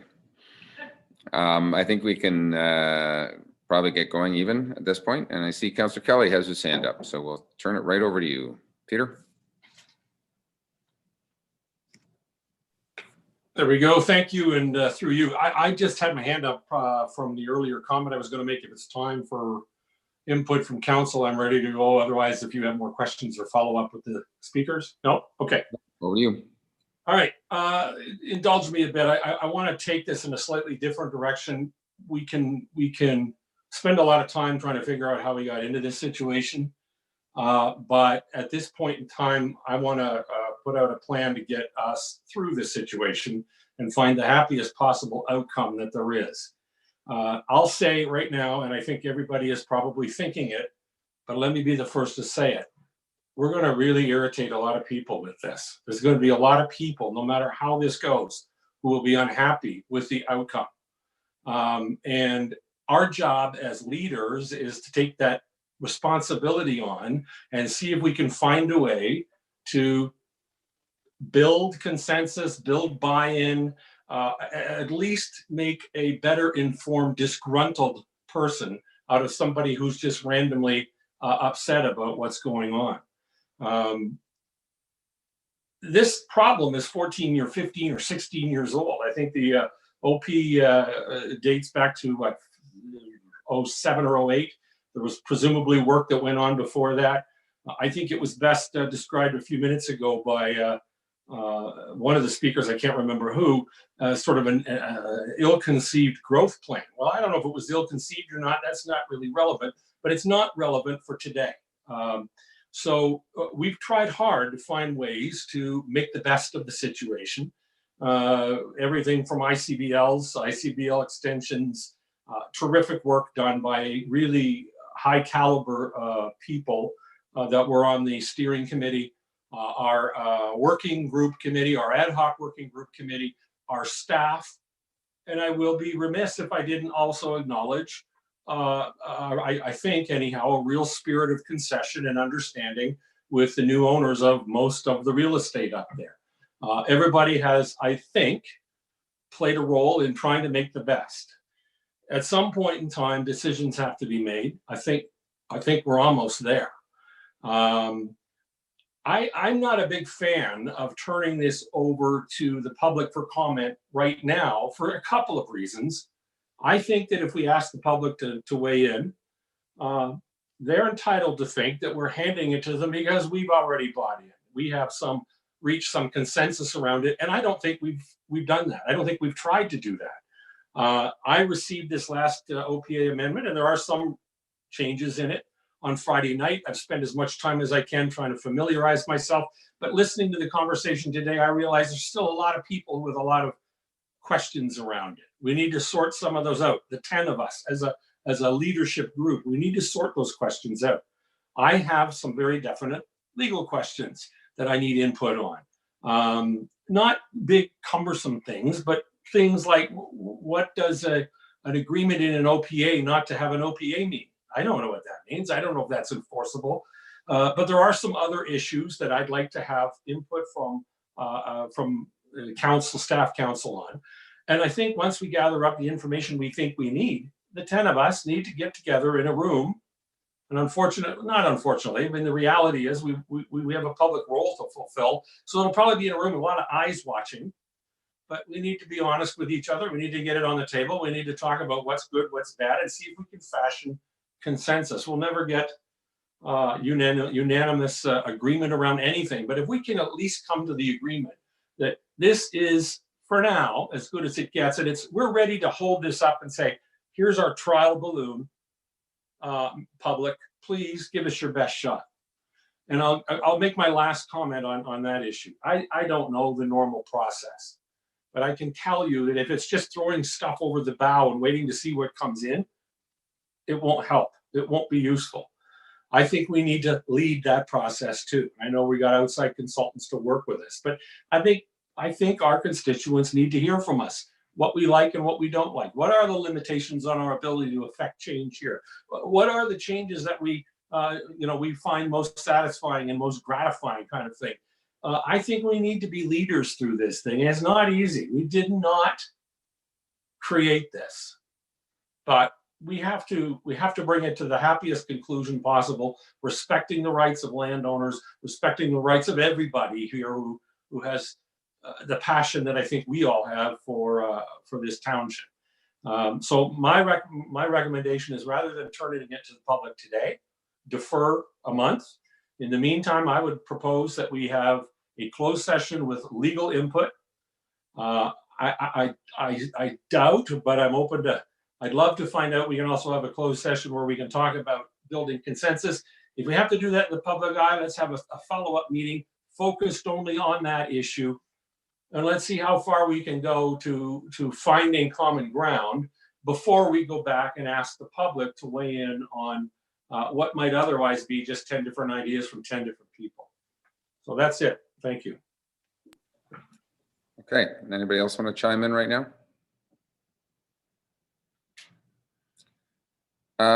Okay, Councillor Jagowitz. Thank you, Chair. I've given this a lot of thought over the last, I'm unmuted, okay, last few days. And I guess what I'm wrestling with is that we got a very thoughtful report from the Minett Steering Committee, and they outlined their vision for this. We now have a very thoughtful and researched report from the working group. And in my view, the two don't necessarily match. There's certain areas where they aren't in sync. One is density, one is residential on the waterfront. The other are the number of docks and boat density and a small item of staff housing. But other than that, they're kind of in line. So we've come a long way. And I too would like to see us get to the last mile. But these are difficult areas. And I think we do need to, I think Councillor Kelly's suggestion of a special meeting in camera for the legal matters is warranted. And I don't think it'll hold the process up. I don't think we have to wait a month. That could probably be done in a couple of weeks. But the other thing I'd like to do also, and so by the way, I support that, okay? But once that's out of the way, I would like to, I have a number of questions that I started to ask, and the chair thought it was more appropriate that I ask staff. And I would like to ask those because I don't think we can hold all of our conversations in camera. So I'd like to ask these questions in public, but I do support us having an opportunity to get some legal advice, because that's about where we are on this. And if you look at the last times this council has gotten involved in matters, like I believe right now, we have very good legal counsel that are giving us darn good advice. And we should have had, this council should have had that at the outset. So I support the idea of doing homework. And what it may show us is that these landowners have very strong rights, and it may caution us, and we may find this is a very good deal. And if that's it, so be it. But we may also find that we have other rights. So I support that. But I would, after this, Mr. Chair, just be allowed to ask a few questions to staff in the public before we do that. Thank you. Absolutely. And before I get, I'm happy to have your quote unquote public questions. I mean, in an ideal world, everything we do, and there's only certain areas where we're allowed to go into closed session. Our discussion must be in public. So both yourself, Councillor Jagowitz, and Councillor Kelly have suggested that you're looking for some legal advice. And I'm just going to ask you, what are you looking for legal advice on? You're asking for, you made a comment of what are their rights or the potential developer's rights. I'm pretty sure our Director Pink can answer that. And if you look at the current official plan for Minett, that's what this developer is entitled to. That is their rights today as to how to develop the property. So I'm not sure what you are looking for from a legal perspective, maybe some input, what you would like to hear so that we can hear from our counsel. Is it are you thinking what a legal counsel may say we may get, what we may push to see what we can get? I see Councillor Kelly shaking his head now. So I guess try to help me understand, or help staff understand, what legal advice you're looking for, because Councillor Jagowitz again brought up what are the rights of the developer? Well, again, that's written in black and white in the current official plan for Minett. That's their rights. So I'm not sure, Councillor Jagowitz, you want to answer that, or Councillor Kelly as to what you're looking for from a legal perspective. I'll look to either one of you. All right, well, I'm happy to speak to that. I don't need help understanding the developer's rights. I'm trying to understand the enforceability of some of the provisions in the new OPA, and not even enforceability. I'm having a hard time understanding what they mean from a legal perspective. I can go through them, but I'll just hold them for now. There's only 3. And they have nothing to do with the developer's rights and everything to do with why are we writing all this down? I frankly don't believe. I'd be curious to know how they're enforceable. Okay, so again, what I will ask in particular then is not specifically, because it seems to me the questions are not really of a legal nature. They're more of our Director Pink can answer if we have a specific question regarding the OPA at this point. So I'll start. That's fine. I'll start with him. Okay, so we'll hold that comment for a second. Councillor Jagowitz, did you have a different reason that you needed to go and have legal advice in closed session? Yes, I would like to understand if, for example, there are some of the recommendations that the steering committee made that I'd like to see this council implement. And before we take that tact, because we know we'll get pushback on those. And I'd like to understand, let's say we do take that route and we have pushback and we end up through other processes. Where do we stand? What are our odds? What type of advice are we going to get if in fact we take a stand that's not acceptable to the landowners? Yeah, that's what I'd like to know. I'm not saying we'll take that stand, but it's quite clear to me. Like I'll just give you one right off the top of my head. And I don't believe there should be any residential on the waterfront in Minett. As simple as that. But yet it's allowed. So I guess what I'm sensing from your question is, what's going to happen if this council removes rights from a development? Because that's theoretically what you're contemplating. Because the current and please understand where I'm trying to understand where we're going. But currently the official plan states that residential development is allowed in Minett on the waterfront. But Mr. Chair, we're doing an official plan amendment. We're going to amend those rights. And we've been in the process of doing that for 3 or 4 years. Absolutely. So I want to know what happens if we proceed and a landowner's not happy. Where are we? And then the province decides. Yeah, your answer to me is not sufficient, sir. Okay, let me bring up Mr. Pink. If we put through an OPA and it gets appealed, what happens? Thank you, Your Worship. I guess I would say from the onset, I'm not sure how helpful a legal advice would be on that. Essentially asking for odds. I think as we all know, no one can predict the LPAT process. And if you're likely to ask 10 planners and 10 lawyers, you may get slightly different opinions and slightly different odds. What I would echo, I believe you noted, is the current official plan does allow 50% of the development essentially to be residential uses. I appreciate that we've been studying the issue for 3 years and there's a steering committee recommendation to reduce that to 0%. But I think if this matter were to be appealed, the question would be on what basis, what substantiation, what reasons do we feel it should be 0%? And in order to be appropriate to remove those existing development rights. The current owner has indicated they're willing to install municipal servicing, and it may be a difficult argument that we prohibit residential uses in that regard. hopefully that's somewhat of a helpful response. Well, if I might, Mr. Supplemental, Chair. Frank? Yeah, sure. Let's pursue that.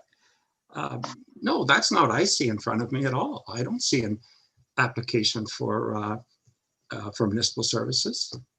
I see an application that's either for municipal services or private services. So I don't see it clearly one way or the other. And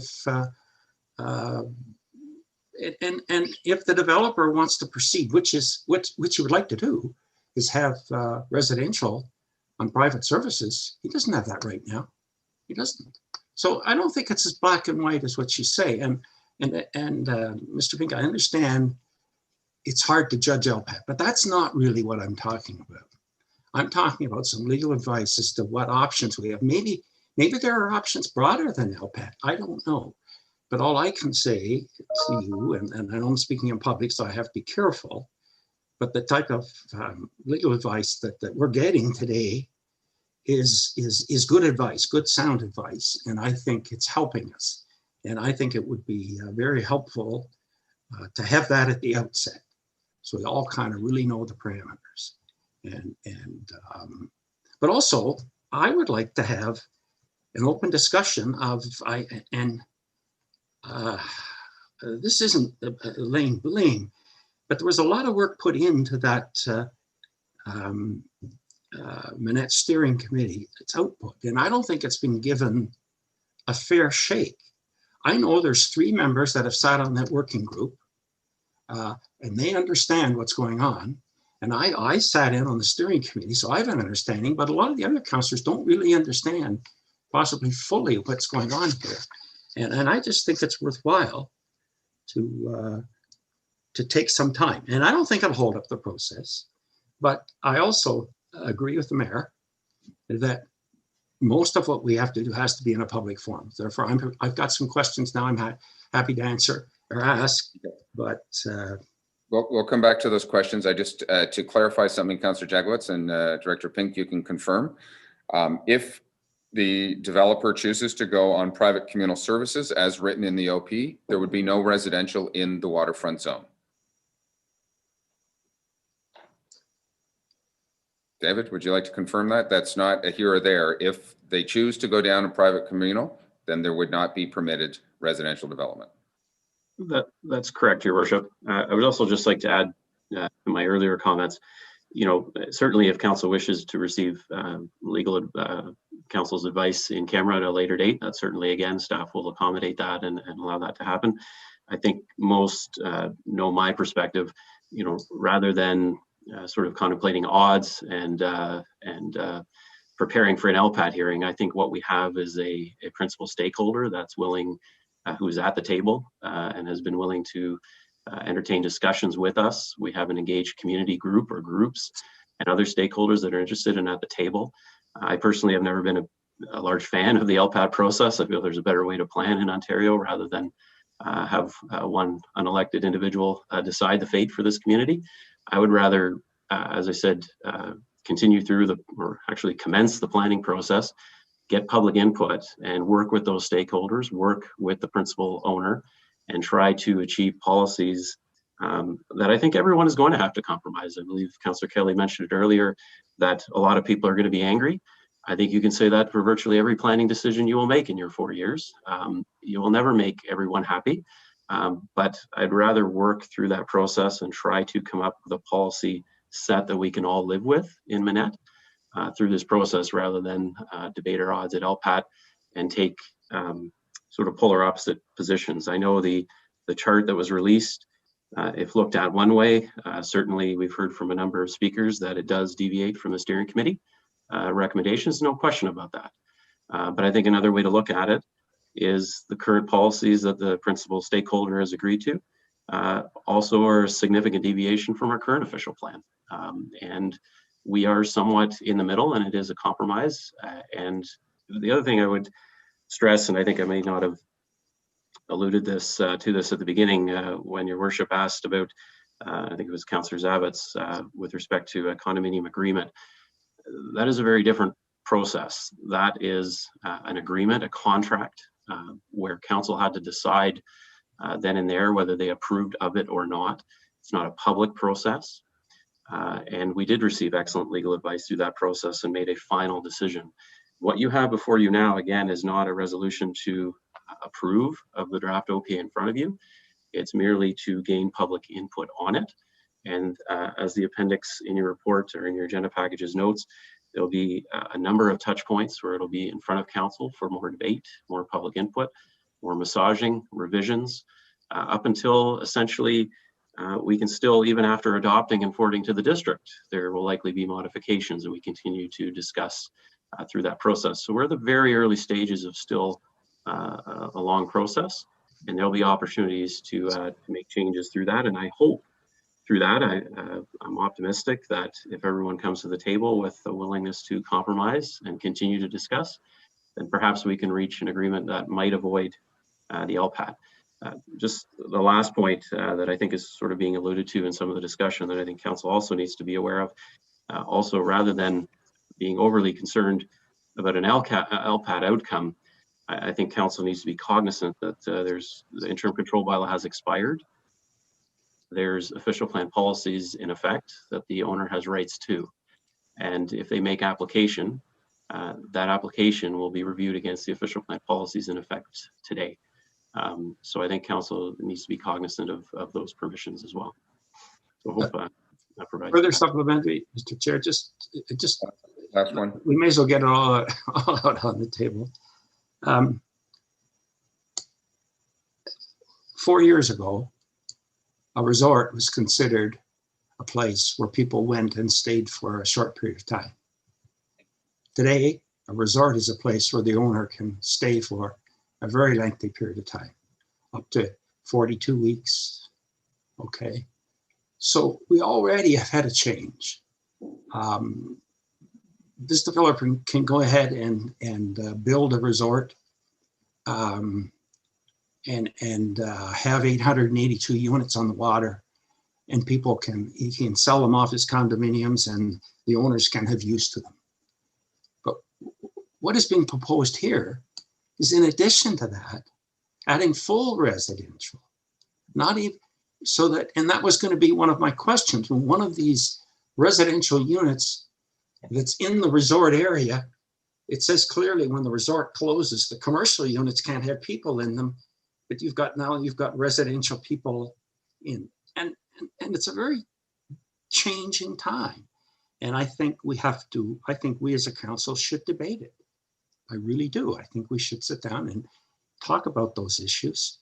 And I don't think, like, this isn't a criticism. There were two separate processes that took place. The steering committee members, they tried to get a clear look at it from a new beginning, okay? When the working group got together, they had to work with the developer on it.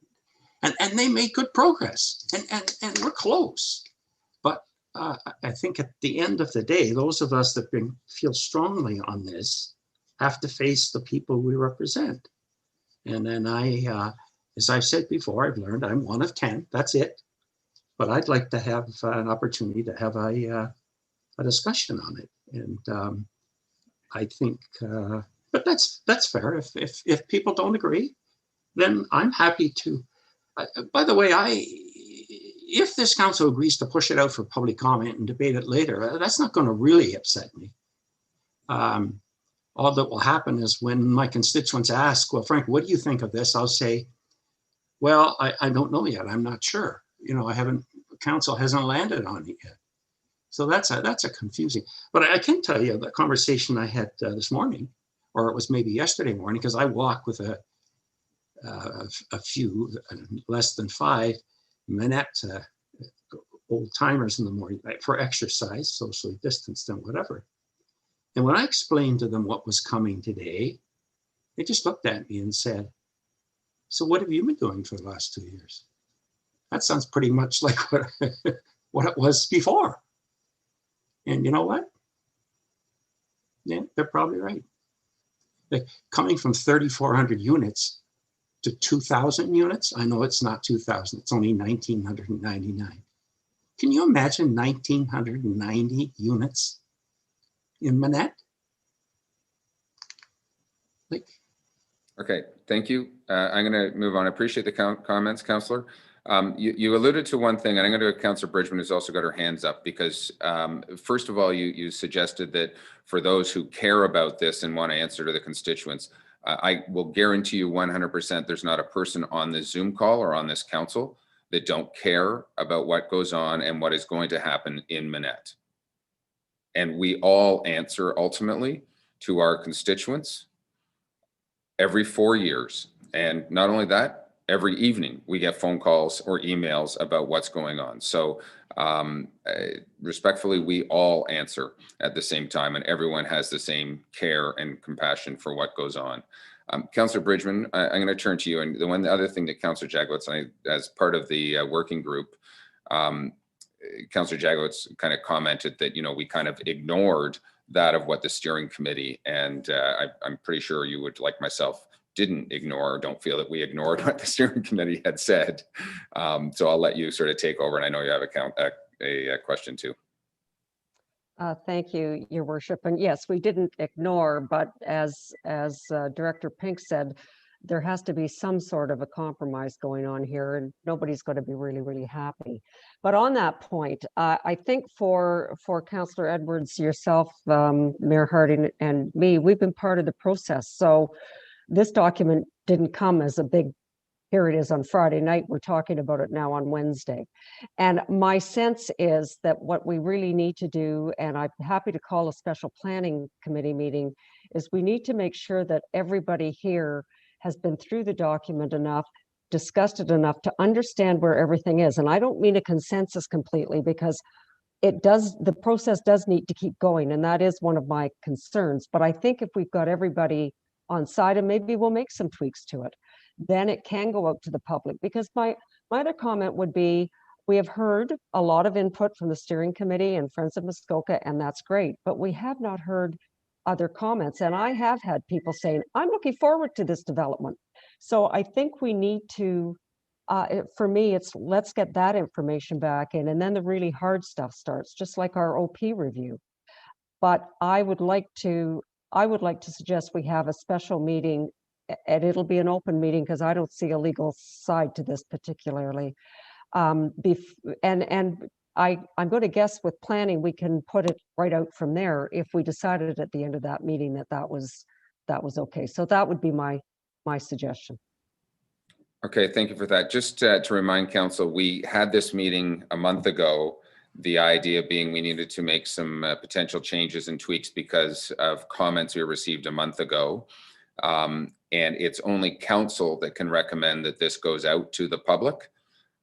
So hence the reason council voted a month ago to get some input to come back to council. So if it comes back in a month to planning committee, then we have to go back again another month, 2 months.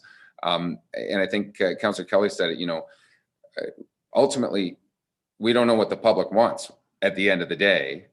And I think that's the whole idea, is we start to understand more of what the public, are things too aggressive? As Councillor Jagowitz was speaking, I remember back to 3 years ago or 4 years ago, a meeting that Chair Edwards chaired at the district regarding resort policies. And they threw a policy on the table and the public vehemently objected, and it was immediately taken out.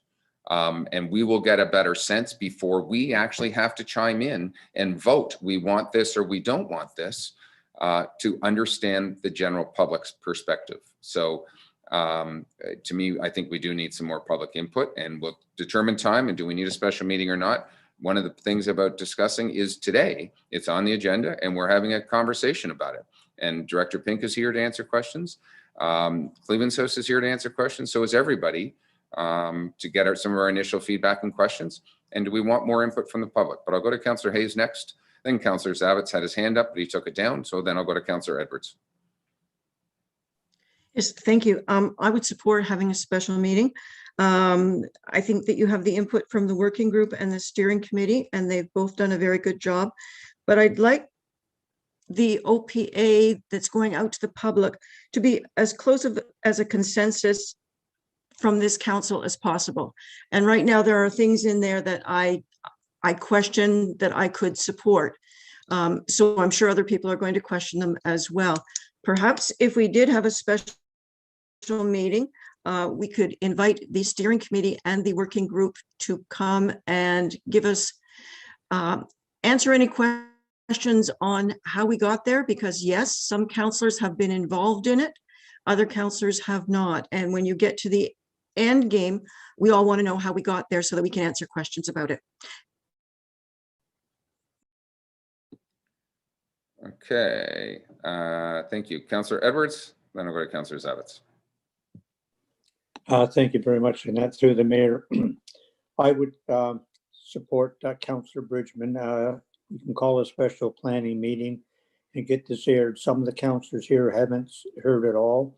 They do have a lot of questions. I still have questions, even after sitting in the meetings. If there's residential, where is the public beach going to be? I haven't even seen that. With our package today, we didn't see the zoning in that. There was no maps showing the areas. So I think there is some confusion. Some confusion, and I think we owe it to the public to have that special meeting. And I would definitely support Councillor Bridgman holding a special planning meeting. Thank you. Councillor Zavitz. Thank you, and through you, Chair, I certainly support what I've just been hearing from my fellow councillors. I know David, Director Pink was quick to point out, you know, there was a different scenario that I made that comparison to earlier on. But we do have a social contract. This is a commitment that we as an elected group understand exactly what it is we're handing off to the public for their comprehension. And I do think there are enough questions around this process thus far that I certainly support Councillor Bridgman, Councillor Kelly, Councillor Jaglowitz, Councillor Edwards in asking that we take that good time. We haven't been working on this for 14 years. We've only been elected for 2, but this is on our plate and we're going to deal with it. So I would certainly support that, and I hope we can get to that landing place. Thank you. Okay, anybody else at this time? Okay, so I'll be honest, we do have a resolution potentially on the table to circulate it. I'm not going to read that because I realize council is not at this point ready. The one question, and David, I'll come to you, when we have some busy meeting schedule coming up with budget meetings and everything else, and I know the clerk's ready to shoot daggers across if we have to plan 3 or 4 more special meetings. I appreciate that. David, I'm going to look to you as a path forward because again, you commented we are theoretically exposed right now. The longer we delay in putting out there or continuing, should Cleveland's House walk away from the table and not see progress moving forward, they implement and submit plans that conform to the existing official plan of Minett. We have 0 say and 0 control. So I think we do need to show this moving forward. And I look to you from a timing perspective. Do you suggest that we go to a planning committee and then do we do 2 months? What from a timing perspective do you have? And then I see Councillor Roberts and Councillor Zavitz. Thank you, Your Worship. Certainly, as I said from the onset, if council wishes more time to review and have a special meeting to ask questions, that's certainly appropriate. From a timing perspective, as we've heard, we've been at it for 3 years. Policies have been in effect for close to 14. I'm not overly concerned with another month. I also feel that I believe Planning Committee could have the authority to direct staff to circulate that. I can certainly explore that option with the clerk so we don't have to wait the extra cycle to go to council. Okay, we will confirm that with the clerk. I'm not getting resounding yes at this point, but we will advise accordingly. Councillor Roberts.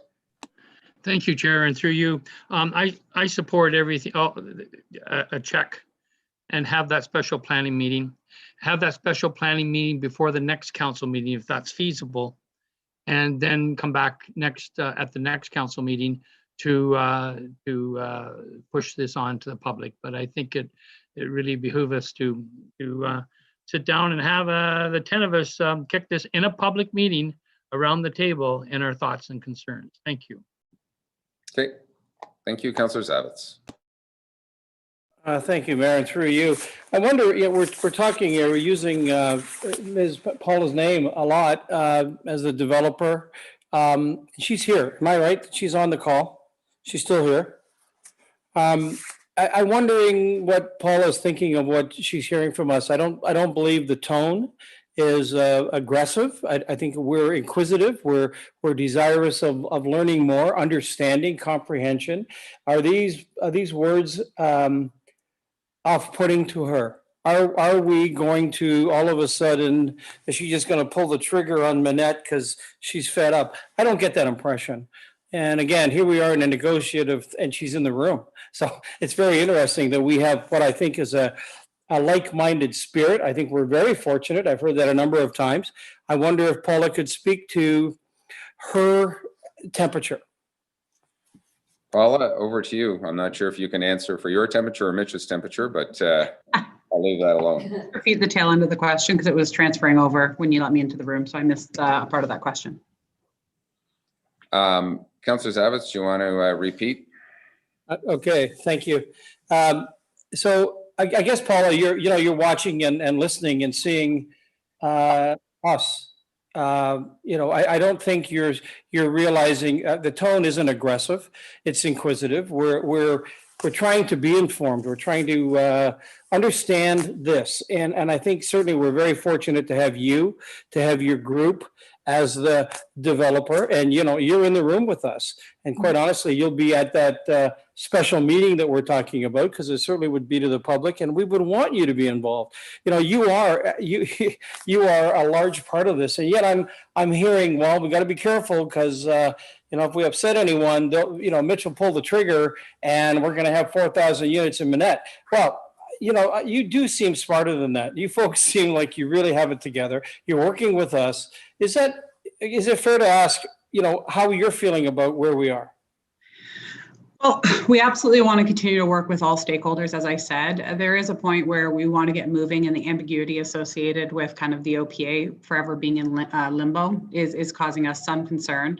It obviously, until this is sorted out, it puts us in a bit of an awkward position about finalizing a zoning submission in phase 1. We have to make business decisions, but we don't want to go kind of steam routing ahead until we know exactly where we're going to land on this official plan. So the delays are worrisome, but that being said, we've been very open that we want to work with everyone and find a resolution. I think we are close. The one thing I'm hearing today, which, I want to be respectful, but also quite firm, the steering committee did a great job. They did a lot of work, but it was not approved policy. It wasn't based on a litany of technical studies. It was work that was done and, quite honestly, tilted a little bit one way towards more of the ratepayers. There was not a development representative on the steering committee, and nobody through those recommendations looked at financial viability. And there's a lot of components to the development. And I think I spelled this out in my letter to you in December about the intangibles, the quality of the development, bringing great architecture, great open space, great everything. All of that has to be done in balance with making it a viable development. So when I push back on some of these policies, it's trying to give ourselves the ability to find that balance. So with that being said, respectfully, the steering committee recommendations were a great process, but they're not entrenched, approved policies that should be used as a measure stick for absolutely everything. So I guess my answer to you is we're not going anywhere. We're going to continue to work with you, but we would like to move this forward because all the delays are just going to restrict our ability to make an application and actually start work on site. And I think everyone wants this site to be cleaned up and move forward eventually. But we continue to work with you. Absolutely. Okay, thank you for that. Appreciate it. Council, anything else right now? Any questions? Councillor Mazan? Thank you, and through you, I just wanted to add, I am supportive of having another meeting, and if it's a planning meeting in advance, I think that is a good step as somebody like us who hasn't been sitting around the table, having some further information. But that begs the question, I'm just making sure I'm clear for that meeting, what our clear outcome could be. So is our goal then at that meeting to allow those of us who haven't been sitting around the table to have further comprehension and make sure we understand how we can do that. I would like more time myself to read. I spent, like Councillor Kelly said, the entire weekend going through things and trying to digest these different pieces, but that's me in isolation in a pandemic right? Sitting by myself, not hearing the nuances. I would love to hear more from, quite frankly, Paula. Just so I do understand a better sense as to what the plans are, what they're thinking. I'm listening. And so I guess the first question I have is making sure that we've actually set this next planning meeting up to be different than what's today. We have a great staff report. We understand the process. We want to get this out to the public, but how do we help elevate the comprehension or that sense of comfort maybe for those of us who haven't? So that's my first question. The second thing is, if that does give us now the opportunity to do some tweaking, I can't remember who used that word, but it will be my word, to what we see. So there, for example, if I could, one of my questions had been around the definition of a mid-rise building. Well, if everybody's nodding their heads, like maybe this wasn't a big part of your conversations, and maybe it's something that just, I've seen Paula's kind of nodding her head already. Like maybe we actually just get to consensus on something like that, and then we can remove it maybe from a point of conversation that goes out to the public at the future. Another one, again, staff housing. I can't think that there would be a huge resistance, but I'm giving examples of things that if we could take some of these out before this OPA does go to the public, is that what we could do at this planning meeting? So that whatever gets revised at that planning meeting is then the document that is then getting sent out to the public. Okay, thank you. So what I've heard from everybody, and I agree completely, we need a greater education for those people on council as to where we're at today, where we were, how we got there, a bunch of background to make sure that we are bringing all the information together from steering committee before it gets pushed out. And maybe at times there has to be some legal counsel involved. Unsure at this point. I think if anybody has a specific question that you feel needs to be answered by legal counsel, I would ask that you email those questions to Director Pink and then and our CIO, so that hopefully they can determine whether or not we need to go into closed session at that meeting or not, and how that would look, and what questions what information we'd be seeking from our legal counsel to move the conversation forward. From a process perspective, and I appreciate Paula at the table and wanting to remain at the table, which is great. So we will continue that. We'll also have to look to our clerk whether it can be a planning meeting and planning can recommend it being kicked out, or we then have to reconvene in council. We're all 10 of us. Let's just use the words that all 10 of us are going to get together and have a discussion about this OPA. And we'll find a time in our schedule that we can do so within the next 30 days to continue this process moving forward. Here's the fundamental. The public's already got a copy of this document. The public have already commented on this document. So at the end of the day, we're going to take some of the public comments and then ultimately make changes before we actually say, yes, we like this document or we don't like this document. But again, I think more of an education for council is appropriate at this time. So David, if we can leave yourself and our clerk to try and figure out an appropriate scheduling for a meeting and determining whether it's planning or council meeting or special or whatever, I really don't care. But just to get us to an official public circulation of a document or revisions to said document. Councillor Mazan has a question. Sorry, just a supplemental then on that, or I guess a clarification. I just want to be sure, like part of this is education and time, right? It is what we're asking for. But the second part to that question was, are we having the ability to make these changes to this current OPA in advance of it being sent out at this next meeting? Is that the intention? Is that my understanding? So and my examples were ones that I heard discussed today that we might actually just all be able to nod our heads and remove it. And so that would be then a revised OPA than what has been presented to us today. I'm just asking that question. Okay, so I'll come back to sort of David to answer that. And I'll tell you from a working group perspective, there were changes made to the OPA today that the working group did not see. There was some discussion, but our staff made changes. I know that I can see Paula upset that she doesn't like some of the changes that were made in there. There were some comments that obviously Mr. Lewis wasn't happy with the changes that were made in there. So is it council's perspective that we're going to make the changes as we want to see this OPA, ignoring the rest of the people, and then push that out, or just provide input to, I think probably personally, to provide greater input and clarity for council. If we really find something that needs to be tweaked or changed specifically, or maybe something additional, we can talk about that.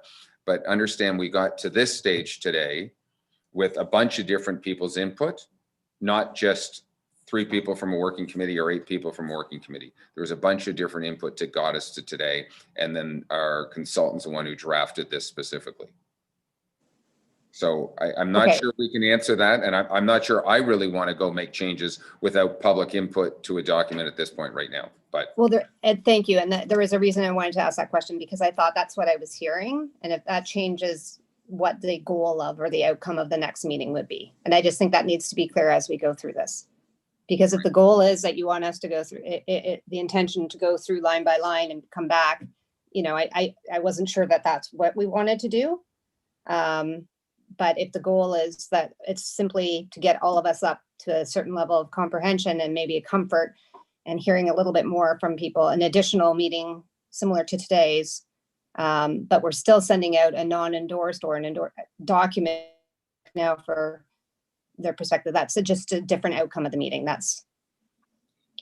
not sure I even said that clearly either. Well, so let me kind of equate this to, as we sent out sort of a draft official plan policies. Not everybody's in agreement with every official plan policy.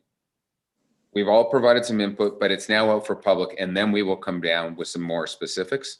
I think we're at the stage right now that our consultant has said wants to put it out there, but I think we need to bring my perspective, all the council up to speed as to where we were a year ago, where we're with interim control bylaw, how we've gotten to here, why certain decisions were made.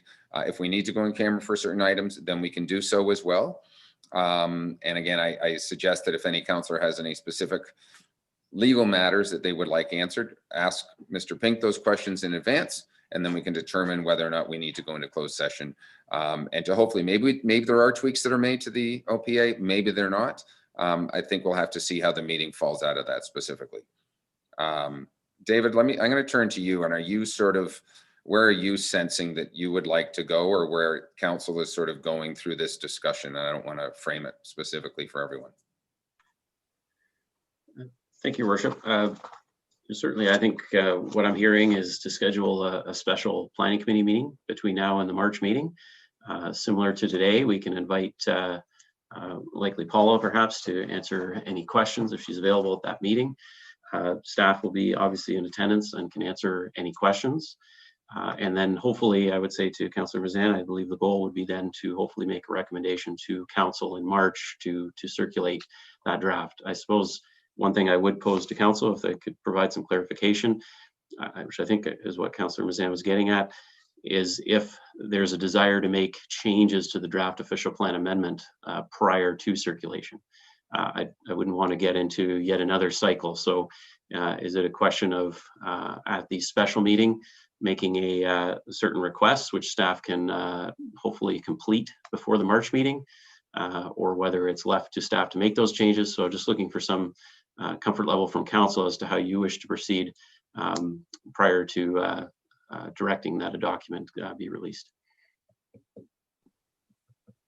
I'm going to go to Councillor Bridgman, and then I'll circle back to that.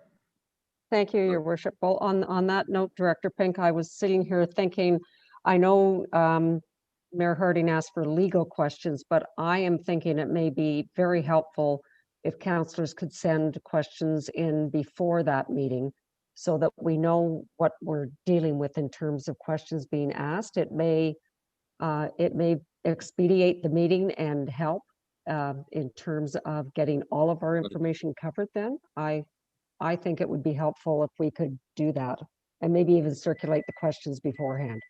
I think questions are all a great idea that we all can see. Thank you. Councillor Kelly, and then Councillor Zavitz. Thank you, and through you, I'm a little fearful that what we're talking about right now is just perpetuating this loop. I'm comfortable, I want to be comfortable that what we have is ready to go to for public involvement. We can't just open the door, in my humble opinion. to one representative of one side of this equation without opening the door to all of them. I think we've heard what we need to hear. Now we need to sit down and figure out as a group, what do we do with this thing? Is this something where we generally have enough consensus that we can sort of help promote it internally through the public consultation? Will we all have, and we're not all going to be the same, but will we have similar approaches or similar answers if questions are asked? If this goes back to just sort of a learning exercise and calling on people to give us more information, we won't solve our current problem. Is a leadership issue, if you ask me. It's not a knowledge issue. I haven't had enough time to get up to speed, and I do need some input on legal issues, and I am going to submit them to David, and hopefully we'll resolve them, and nobody else will even need to know what was resolved. But the simple fact is, I'm not looking for another cycle around the orbit around the sun. I want this moved forward and resolved. And I think the most expedient way to get that done is for us as a team to meet on it in public with lots of people watching and say, I think I can make this go. I think I can sell this. I think I can support this. Let's get the feedback that we need. But generally, when the public takes the document and assumes because we send it to them that we support it, they won't be all wrong. That's all I'm trying to accomplish. I may get our CAO to chime in, but David, you may want to just comment on process for implementing an official plan amendment, what statutory meetings have to happen, and the process along versus our council saying, tweaking, changing to put something out to the public. So where the public chimes in and then where council votes, tweaks, changes along the way.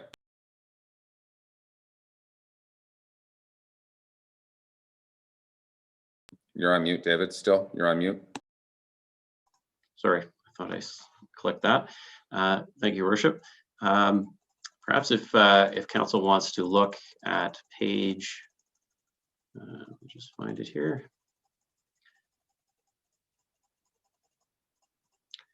Uh, 130 in your agenda packages, staff has laid out the process that I'm referring to, and you can see those touch points in front of council. As you can see on page 130, perhaps I could screen share.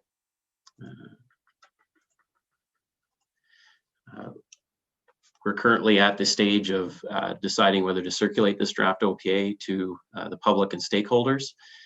There is a requirement under the Planning Act to have an open house, a public meeting, a minimum singular public meeting with required notice timelines beforehand. There is an opportunity for additional public meetings. You must have a minimum of one, but there's no limit to the maximum. Certainly, you would then review those public submissions.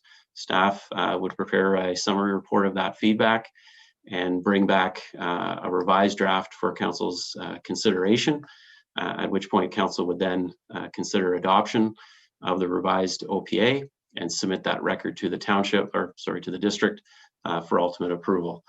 Just to clarify my earlier comments, I only suggested Ms. Buster that perhaps she could attend just because there may be questions of the principal stakeholder that only they can answer. But certainly what I feel is appropriate is certainly if councillors wish to forward their questions to me beforehand, whether they be legal or planning, then staff can do our best when this matter returns to a special meeting to either be able to, depending on when they're received, either address them beforehand or be able to address them at the meeting, which, as Councillor Kelly indicated, ultimately the goal to, at March council meeting, be prepared to agree to circulate a revised draft. Okay, thank you. Councillor Zavitz. Thank you, and through you, Chair. 2 points. One to David. I would ask David if you could rewind your graphic. Is there a "you were here" a point just prior to "you are here"? Because I would suggest that I do get a little raw when this is not a council training session. This is not a let's get council up to speed. That's almost borders on ridiculous. If we're doing our homework and doing what we get paid to do and doing what we're committed to do, we all are well aware of what's going on. Quite honestly, it isn't for our training. We as a council have not had an opportunity until today to view this in a fulsome manner. So we're having a great discussion. I love it. I love what I'm hearing, but I think I need to hear more. And I think it needs to happen over. So if there were a "you were here," and if that "you were here" said council considers all of the input and expresses, acts out into the public. That's really what we're saying. That's what Councilor Mazan is saying. That's what other people are trying to, formulate the words that say, we need to be comfortable with this. And I don't believe we are. And that meeting, I believe, will get us to that yard, that 100-yard stick where we can then be comfortable. But I do have a problem with the notion that we're going to spend another whole session, a cycle, just getting council up to speed. That would be inferring that we aren't, and I don't believe that's where we are. Thank you. I'm going to turn it over to the CAO in 1 second, but I think the concept of bringing councillors up to speed, Councillor Bridgman, Councillor Edwards, and myself have been involved in a lot of discussion and negotiation, if you will, to get to this point that council has not been privy to. That is integral to the decision-making process going forward. So with that, I'm going to turn it over to the CIO.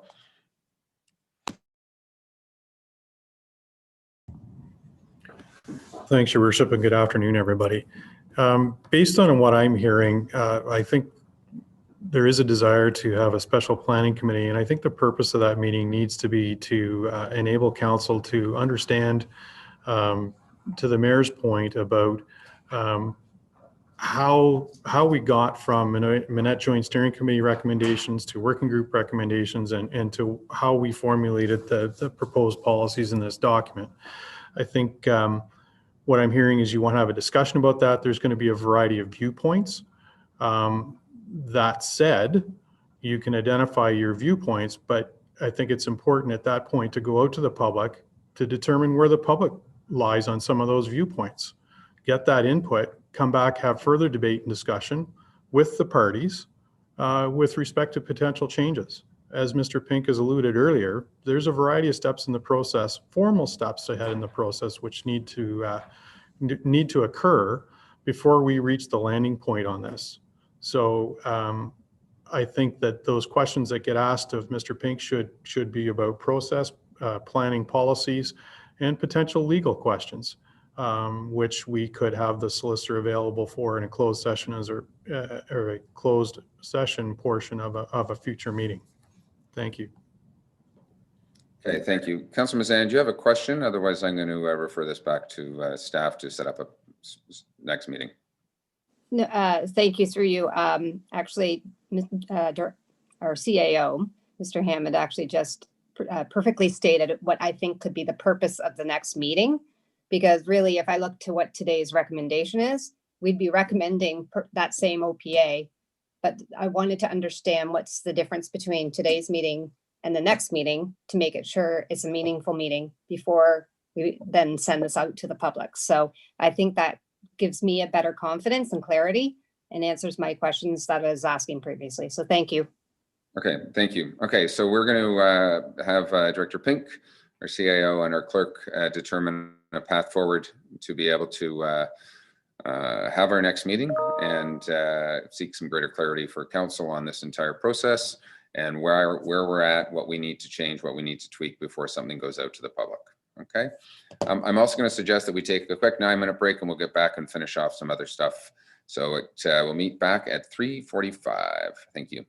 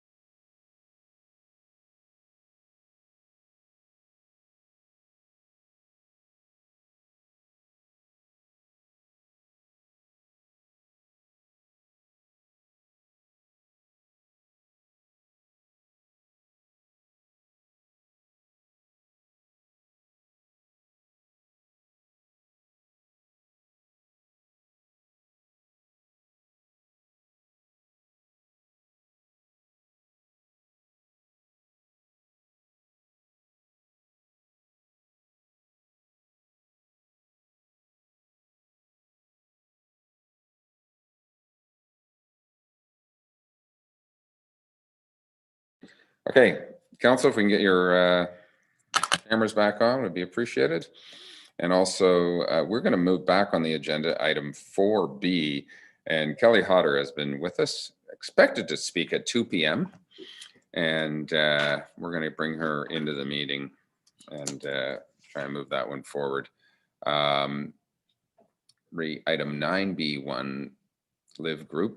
But maybe I'll go to Mr. Pink if you're on, just to kind of before give us a quick overview of 9B1 first, and then we can go to talk about it. So we'll get everybody back. Waiting for Councillor Edwards Nishikawa, and then Director Pink. Hopefully he will join us back in the meeting as well. Oh, and I will say, for those people who are in the waiting room, I'm not sure who all is there, but if you're finished regarding our Minett OPA, you're certainly welcome to stay around and see how the rest of the day goes, but Minett is now off the table. We'll deal with that one at a future meeting. So, okay, David or Bryce. Okay, Bryce, I'll let you introduce, thank you, the Livgroup Investments Limited, and just a quick overview, and then we'll let Kelly speak to us. Welcome, Kelly. Bryce, your microphone is, Bryce, you're still on mute.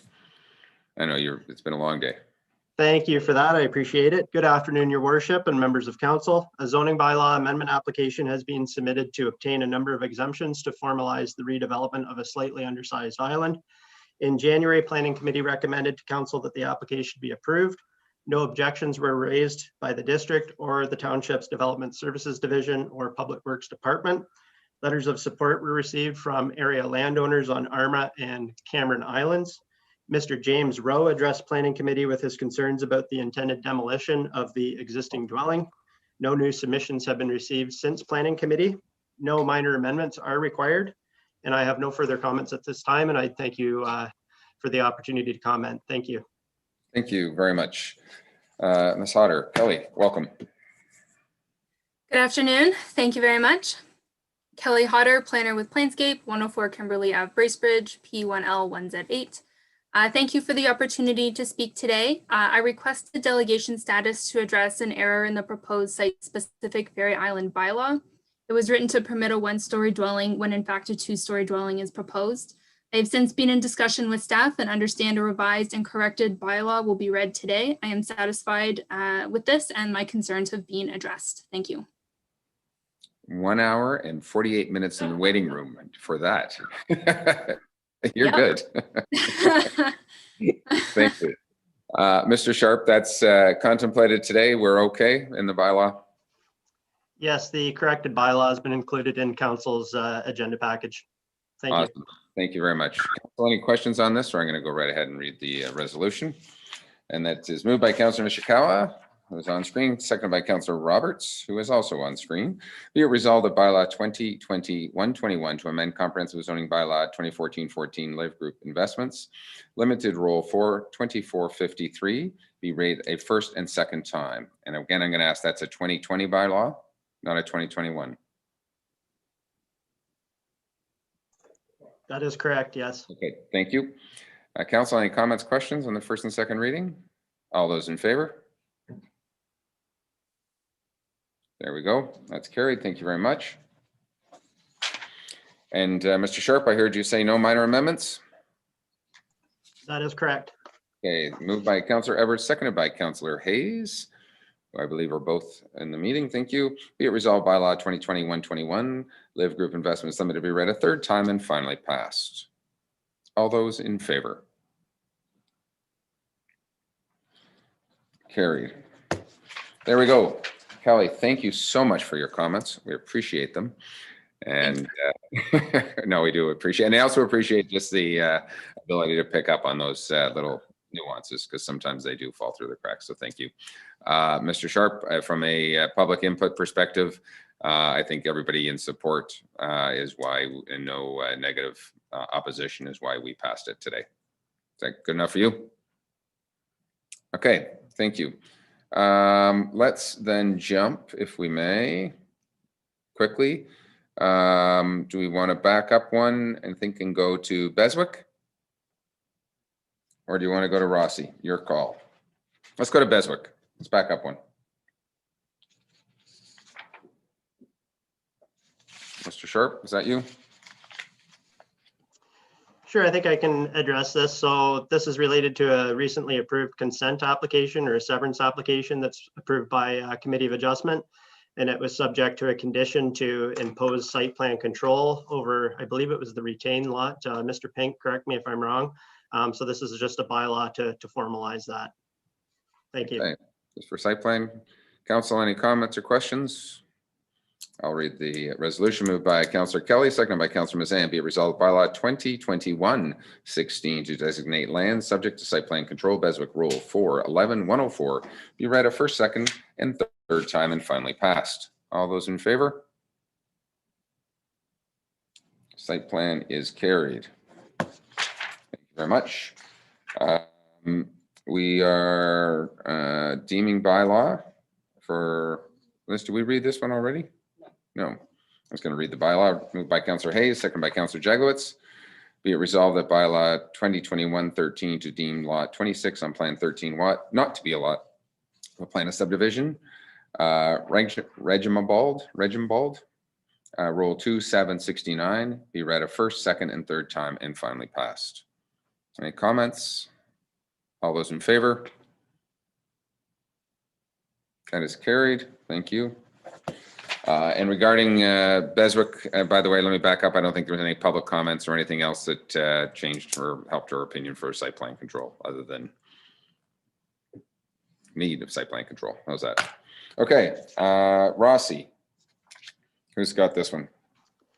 I'll take care of that as well. I've got a bit to go through here, so maybe take me a moment, but I'll go as quickly as I can.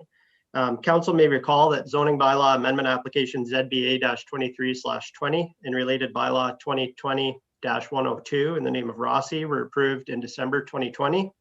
The purpose and intent of the application was to deem the resultant lot in a recent consent application as having 300.9 feet of lot frontage. Council passed a number of minor amendments to restrict shoreline structures on the westerly frontage of the retained lot, or sorry, the resultant lot rather. Unfortunately, the signed bylaw attached to the notice of passing did not include a minor amendment as per the resolution passed by council in December to prohibit the ability to construct a single-story boathouse with a rooftop sun deck on the westerly frontage of the resultant lot. To resolve this situation and based on legal advice obtained by staff have recommended that council pass a corrected bylaw that's included in your agenda package and that a new notice of passing be circulated. And the corrected bylaw begins on page 179 of your agenda package. I have no further comments and I would be happy to answer any questions from council. Thank you. Thank you very much, Mr. Sharp. Council, any questions on this? Pecuniary, thanks for pointing it out. Moved by Councillor Kelly, seconded by Councillor Mazan. Be it resolved, Township Council approve bylaw 2020-102 Rossi to include a restriction on the single-story boathouse with a rooftop sun deck on the westerly frontage of the resultant lot in consent application B 4319 ML as per Council Resolution C 2216-2220 dated December 16th, 2020, and that a new notice of passing be circulated. Any further comments? All those in favor? And that is carried. Thank you. And okay, we have some future meetings coming up. Planning Committee meeting Thursday, February 11th. Special GNF meeting on Friday, February 12th to discuss budget. Another special GNF on February 19th, next Friday, which also for budget deliberations. A special council meeting on Wednesday, February 24th to consideration, and that's a final approved budget consideration, hopefully. Committee of Adjustment, Monday, March 8th, GNF, Wednesday, March 10th, 9 a.m. Council, next Wednesday, March 10th at 1 p.m. Planning Committee, March 11th. At 9 a.m. And then somewhere thrown into that mix, not going to be read at this time, would be a special meeting to Planning Committee meeting to deal with our Minett OPA. Okay. Any other comments today? So I have a resolution moved by Councillor Zavitz, seconded by Councillor Bridgman. Be it resolved that Council in closed session convene at 3:55 p.m. for litigation or potential litigation, including matters before administrative tribunals affecting the municipality or local board, and advice that is subject to solicitor-client privilege, including communications necessary for that purpose. And that is one matter. And personnel matters about an identifiable individual, including municipal local board employees or labor relations or employee negotiations, again, one matter, pursuant to section 239(2) of the Municipal Act 2001. All those in favor? That is carried. Thank you. We will turn off the cameras and have appropriate people leave the meeting.